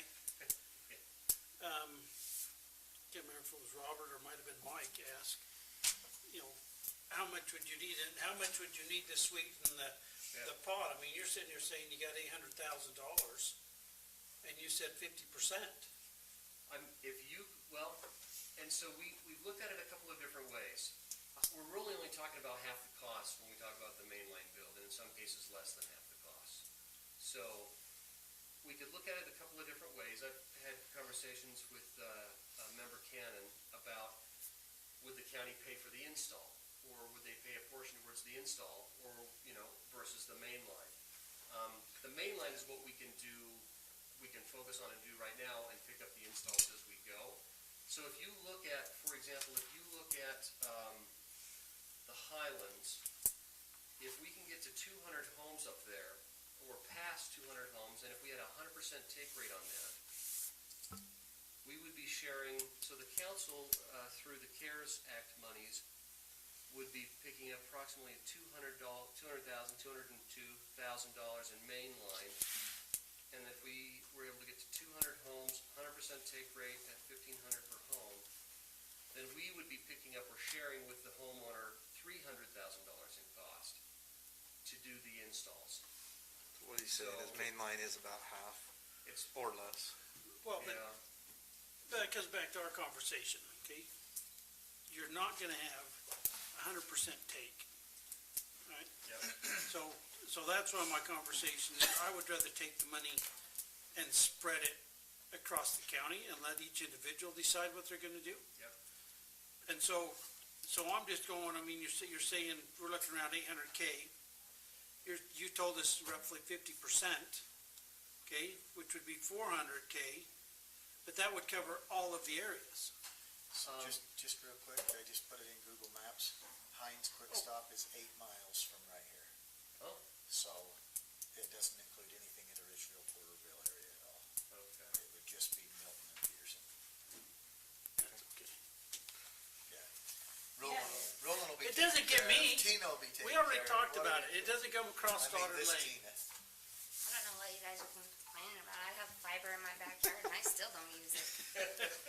To be clear, We don't have for the benefit of the public, none of these routes would affect any of the council members. None of us would be serviced by Yes, this. let's just be Not a clear single that one of none us. of us Single would one would benefit. affect any So Sorry about that. it is what it is. We'd love it to affect But us, it but looks it good would on not our affect part. any of us, just so the public Well, knows. so that's where Cameron and I talked. But Roland, he's saying this 800,000 is half of the cost when you calculate the cost of the install to the homes and the cost of the main I'm line. not talking about He's installs just to giving the us, homes. I understand that, but when he told us half, he was including the installs to the homes. Yeah. I mean, we, It's So on not half of Thursday, you were mainline saying half construction. Of the main line and the installs. Correct. So our total cost on Thursday, say to get to. Was the- 1.5 million roughly, and he said about half that is what would tip the scale, right? Yeah, that's right. That 1.5 million though included mainline and to the home construction. That was But total That was cost. for those 3 areas. That's right. Correct. Yeah. So I have a question. Do you have to have commitment from the customers prior to? So we work to get a commitment in the form of an agreement.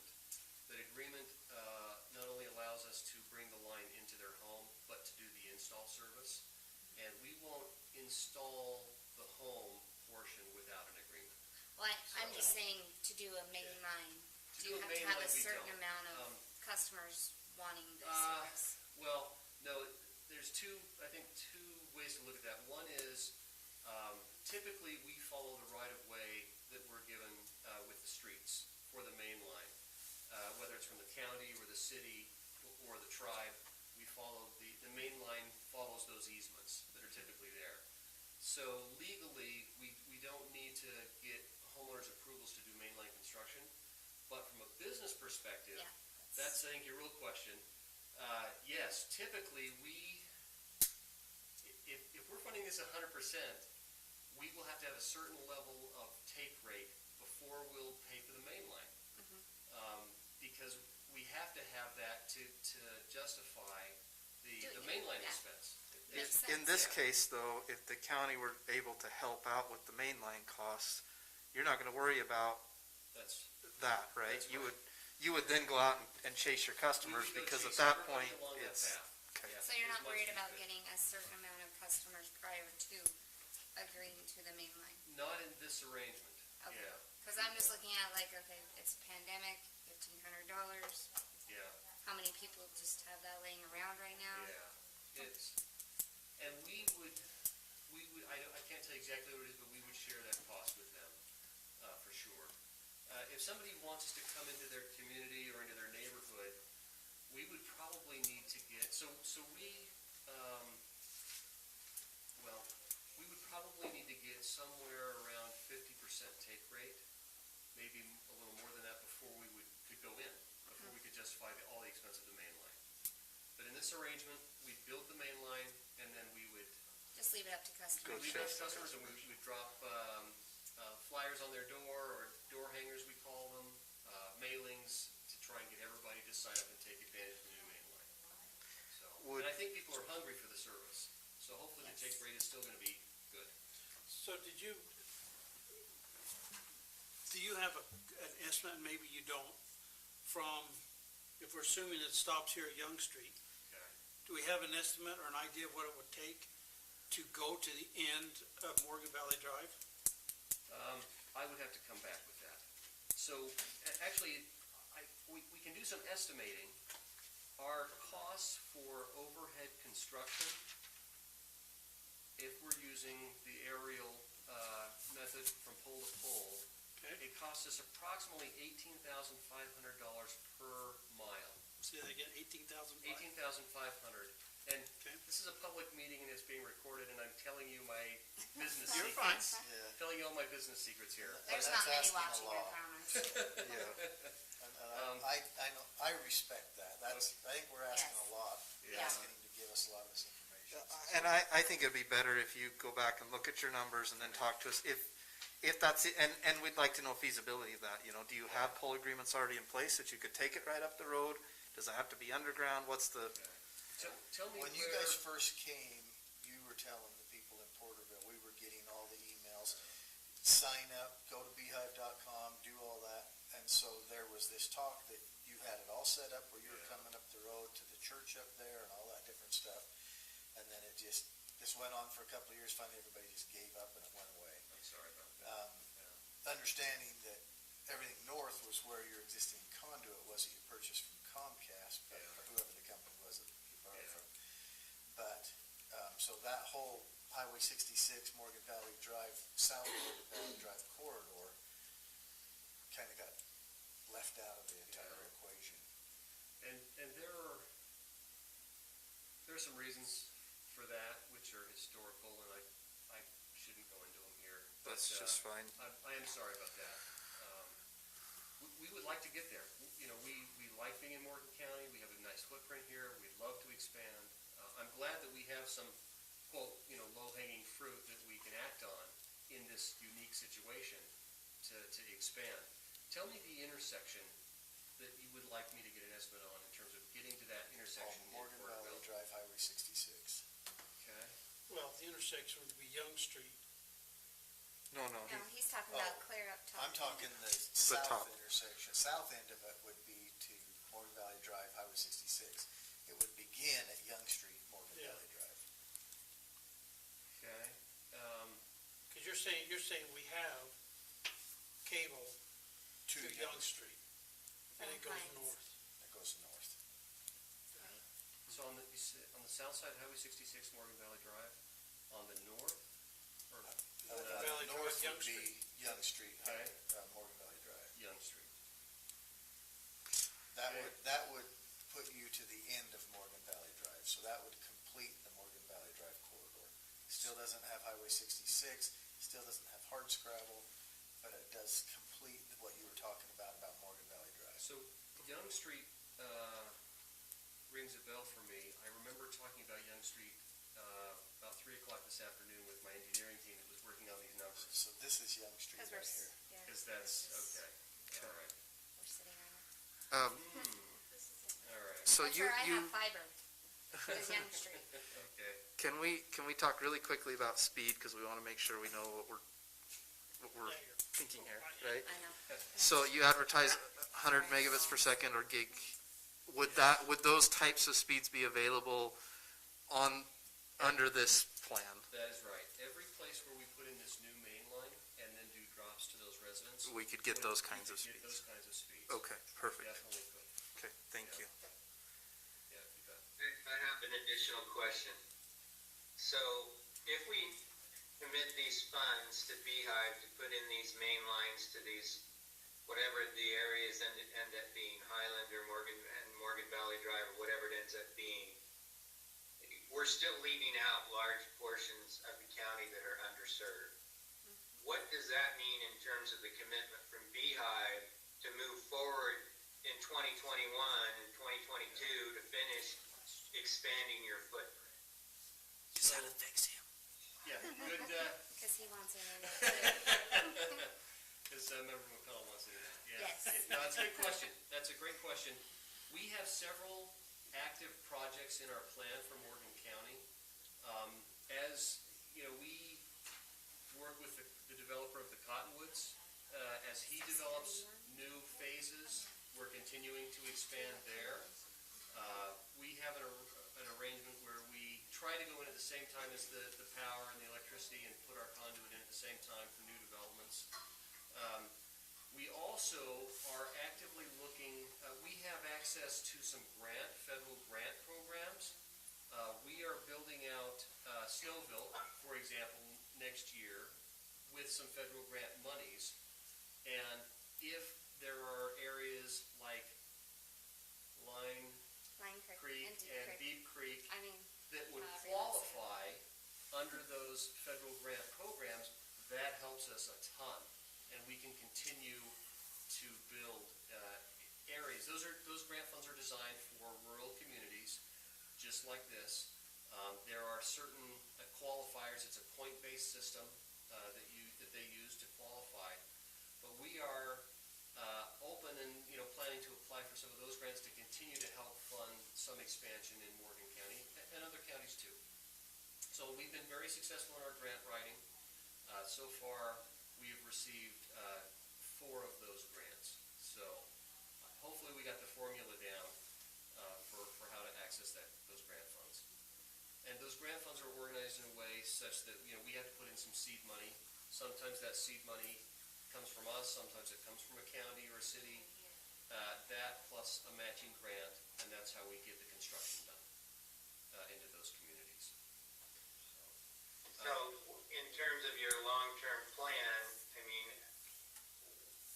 what would the timing be to, I know it's an estimate only, but in terms of soliciting those grants and finishing out the service. So, for example, you mentioned Rose Hill, which I got a lot of emails from those folks. Some of which was overhead, and some of it was going to be undergrounded, but that's not one maybe that you can get done as much before the end of the year. But what would it take to finish up in 2021 in those? So, it's hard to say if Rose Hill would qualify for those grant monies. Maybe they should just do And in fact, if you want to look it up, the name of the grant is sponsored by the Rural Utility Service. It's called Reconnect. it themselves. You could research that. Rose Hill itself may not qualify for that. So what would be our commitment to build out? I mean, if it were a grant area, we say we apply in the spring of next year for the grant. We would find out in the fall if we receive the grant, and then as it goes with the federal government, it will take them 1 to 2 years to provide the funds to actually do the construction.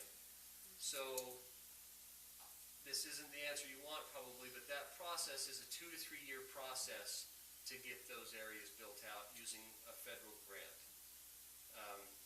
Much to our dismay. We want to move much, much faster, but it just, they don't move that fast in Washington. So let's say there is no grant funds available for Rose Hill, but you could get 50% of the people to agree to take, then is your company willing to invest the money to put in the main line to do that? Yeah, we are. We are. It's a matter of, as a business, it's a matter of cash flow, and it's a matter of resources and business priorities, but certainly we are. If we could get a take rate that's high enough and it's close enough to our main line already, if it's next door to a place we already have service, that makes it much more qualified as a project. And I turned to look at the speaker. You're just fine. Maybe it doesn't matter, but You're just fine. over here. So, You're fine. yeah. I can see you, so you just can't see me. All right, thank you. Those were my questions. Okay, great. Anybody else have any questions? I don't think it's a question necessarily for him. I'm just wondering if we started a project like this, it doesn't get finished by the deadline, what happens? What happens to the money? What happens to the project? Because there's always those, we didn't get finished. So, my thought is this. We get snow next week, If the funds have been expended from the CARES Act, and that's in process, and I would think we would be okay, but I don't know the answer to that, and I guess we need to ask a little better. I mean, it'd be one thing if we spent the money and they didn't even start, but if they're in the middle of doing the project, I think that's very easily explained, And that's kind of the purpose of this last minute discussion this year is we're like, okay, we've got some funds potentially. Is it even feasible to get something done before the end of the year? Because, and the other thing is, we don't know if the funds will be extended. There's a likelihood that they will be come the end of the year, but we don't know. So. Well, and that was part of Wine and Camera's question. The aerial is a lot faster and a lot more feasible to do, and so, why wouldn't you concentrate on, I mean, if we're pushing deadlines, And concentrate on the aerial, time of year. Yeah. because he mentioned, Have snow next week. when we got snow on the ground, you can still keep working the poles. And again, that's our biggest, for lack of a better term, bang for our buck, is the two aerial sections, which were the Highlands area and Morgan Valley Drive. Yeah. In terms of number of homes serviced and the speed in which they could get it done. That would be like 600 houses that it would serve doing. That's a considerable portion of our, Yeah. what do we have, maybe 2,500 rooftops, I think? Yeah. 3,000? It's somewhere in that range. And So, I mean, that's a good portion, so. Well, Okay. and just so I'm clear, I'm talking CARES money to go for mainline only. I'm not looking at subsidizing drops. Yeah, and that's what we're talking about. Those numbers are only for main line. Just for the That's main right. line. That's it. Okay. That's right. And maybe I could make one other point. If I were to ask you for help, if we go ahead with this, I don't know if it's in the council's abilities, but we could use a little help where we have a deadline. Help working with your engineering department, help working on your permitting, if there's new permits that have to be gotten with your county planning department, exactly. We would appreciate that, helping to expedite that process with them because we're on the deadline. Where we have poles, where we have conduit, it shouldn't be a problem, but we have to get to the detail, and we may need your help to prioritize and expedite that. I think that's a fair ask, for sure. Okay, anybody else have any other questions for Mr. Francis? If not, we'll let you go. Thank you very much. We appreciate your time. We will be in touch shortly. We know time is of the essence here, so we'll be in touch very shortly. Yeah, thank you very much. Yes, Thanks for inviting me back. Okay. In the interest of trying to make something happen here and move forward on internet, we've also reached out to other companies that could potentially provide that internet service. One of them was going to be here tonight but is unable to, so he sent that proposal via email. Member Kilmer has forwarded that proposal out to us. Here, let me pull it up for you. Randy will provide it to you there. You're good. Member Kilmer, do you want to go over this proposal? I hadn't seen it either. I just started reading through it here just now. Okay. I read through it. So, You've read through it? do you want to kind of summarize it for us? Not really, but I can. Okay. So, let me just say the biggest thing And they that kind of sticks. went over it with me a little bit in our meeting the other day, so I can help you with it. The only thing that sticks out to me is that it's starting in February of 2021. So what So that I'm to me understanding just. is kind of the same issue that they're having with fiber. A lot of this antenna equipment is backordered right now, and they're anticipating delivery by February. And so they've got that same timeline issue as everybody else trying to figure out, because evidently this is going on across the nation, probably across Makes the world. sense. And the manufacturers are behind. Who knows how many plants got shut down for coronavirus. So, I mean, given the timeline, this may not be feasible, but we might as well at least discuss the details quickly, and I don't think we have to spend a lot of time.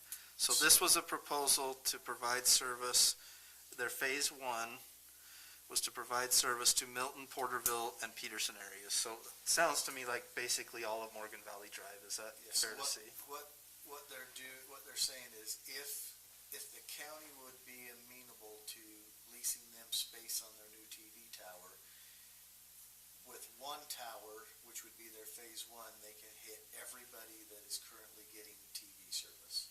So that would be inside the city, Highway 66 to a point, Morgan Valley Drive to a point, clear down into the Peterson area. The Enterprise kind of tucks down and went around. Just so you're aware, this is kind of off subject, but I got this news today. The new TV tower is going to be about 40 feet taller than the old one. So it's going to increase that distance. As well as, the example they gave me is if we were getting a level of service of 10 right now, the new one will provide a level of service of 30. So it's going to be 3 times more powerful. So that's going to get out to more people. So that's from a TV standpoint. For their TV. What's that? They'll be happy for that much more Yeah. TV. Yeah, Yep. it's great. So if they could use that tower, and then they've got the same problem that these other guys have, and that is access to, they don't have to have as much, but they still have to have land use leases and stuff put in place in order to put additional towers up to hit the rest of the areas. They were talking about potentially using an existing tower in the Enterprise area. I don't know what tower they're referring to, but they said it's one that Rise currently uses, and it's not owned by Rise, it's owned by a third party. And so they were pretty confident they could get access to that same tower, and that would shoot into the Enterprise and Mountain Green areas. So But would that be a repeater? I Yes, think probably. it would be. Unless they run fiber. Their long-term is to run an additional fiber main tower somewhere in the Peterson area that hits all of the Mountain Green area with a main line rather than repeaters. They wanted to, in the discussion I had with them, they wanted to reserve the repeaters to go up to small canyons, things like that. Anywhere they can get fiber to a main tower, they want to put fiber to a main tower. By using the TV tower, or if there's another option to an area where they could put a tower, they could hit a huge portion of the county all in one shot off of the main tower just by putting additional antennas on that one tower. So what they're saying is they could hit everything from part of Round Valley, Highway 66, and just go around that tower with antennas and hit all the way down into Peterson with that one tower, with a main tower. And so their phase 1 would encompass a huge geographical portion of the county and potentially a lot of homes. But it didn't So include, Is Digis still around? that's Rise.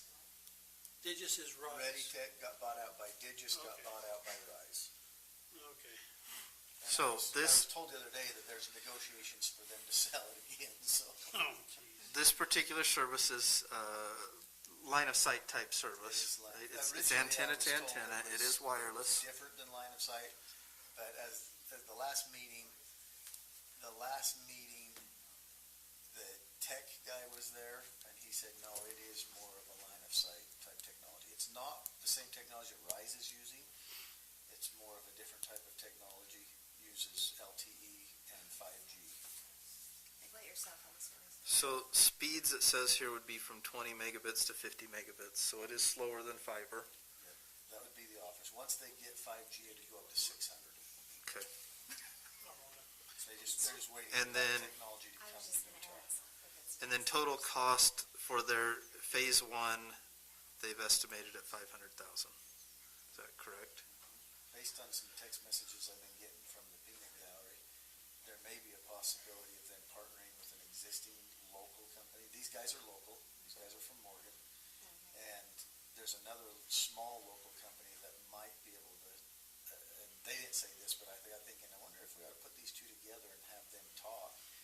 They could get together and hit some existing towers and repeaters and stuff that are out there already, and those agreements already in place, and use those same towers. Cause and Sarah has merge these- wireless right now. Yeah, partner these companies.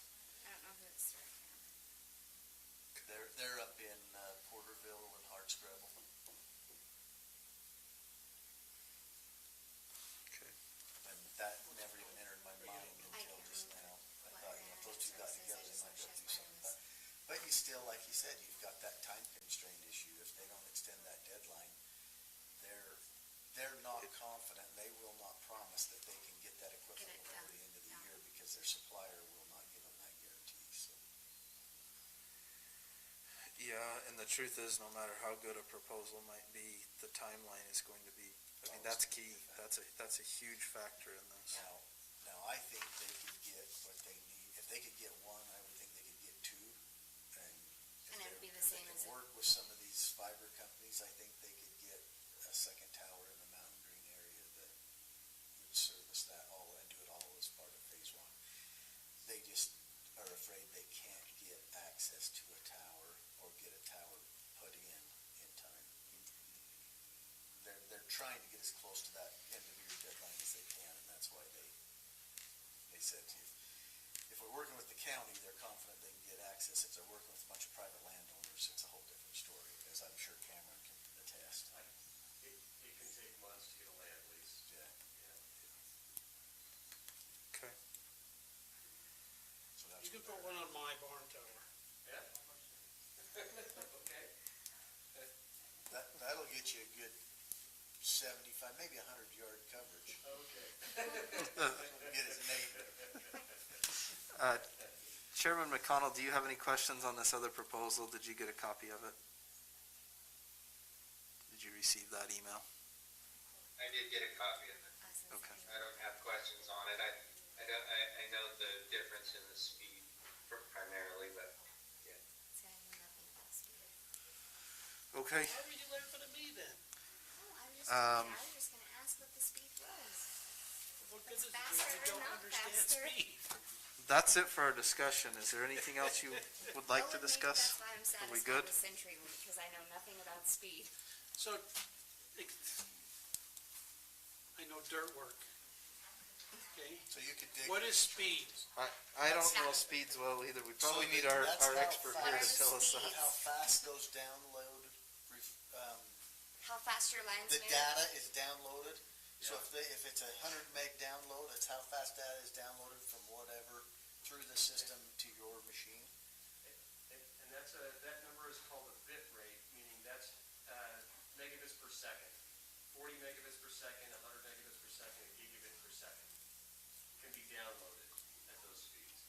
Typically, it's asymmetrical, so most providers have So put it into miles per hour. 1 gig is like 120 Okay, per hour. okay, got it. Okay, And 10 gig is like You mean 1 mile. 10 meg, Or 10 meg, sorry. 10 megabit. 10 meg is like 2 miles an hour. and what's fiber?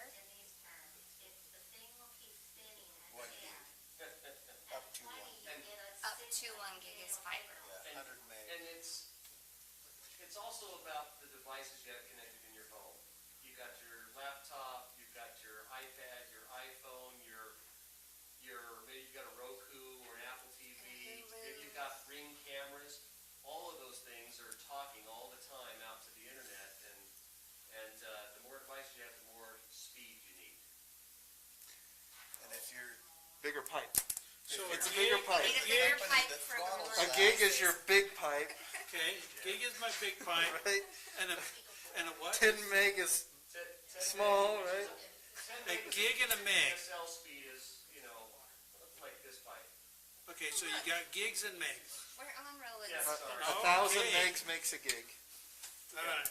So You want a big pipe. I want a big pipe. I want a So Pipe the better, yeah. 20 megs Faster is a things go fraction through, of a it's bigger. gig, right? It's 2% of a gig, I want a gig for my 1-inch pipe to go through. roughly. Okay. and we can always hope that Elon Musk just has this amazing satellite system that works better than everything else out there, and he saves the world when it comes to internet. Claims it will. All right. Are we done with our discussion? He makes lots of. Let's adjourn. No, did you have something, Oh, do you have Roland? something? Well, no, so was you getting us a cost from Young Street to Highway 66 on Morgan Valley Drive? Yes, I will Cost get and back to feasibility. I'll call our engineer on the way home tonight, and, tomorrow I should have that clarified. Okay. I will throw out my feelings really quickly here. Cause you're a computer guy. You No. want fast, I know. He's already got faster than the rest of us. I have line of sight as well, and it's slow. I mean, it's probably 20 meg on the high side, so it's not very quick, but it I don't even serves know my what mine needs is, for so. now. Okay. Given that the other option that we just talked about can't feasibly be done until after the time constraints of our grant, I'm not, although I love the idea, I'm not, That one's, I think it's, whether we like it or not, it's kind of a moot point at this point, because Yeah. it 'Cause we can't can't be get done. done. Given that Beehive has given some options that could be done, I'm inclined to say I would like to try to move forward with maybe the Highlands and Morgan Valley Drive at this point. I'd like to see the cost to do the rest of Morgan Valley Drive, but let's see what happens. There's still more discussion to be had, and we're not making any decisions, but those are my feelings in a nutshell. And you Well, guys, and I would like the percentage of cost share for mainline. Are you saying we fund all of mainline? that's what he's suggested, is that we fund all the main line, and then they will share cost with the homeowner to do the connection. That's right. What was your numbers on the main line? Just the one I have. Okay. So 202 was the Highlands. Shutting down. Yep. We can go ahead and adjourn. Oh, now we Thank can you. talk about anything? Way too Thank late? you. Thank you, Robert. Take care. Hope you get better. I get better. Appreciate it. Bye.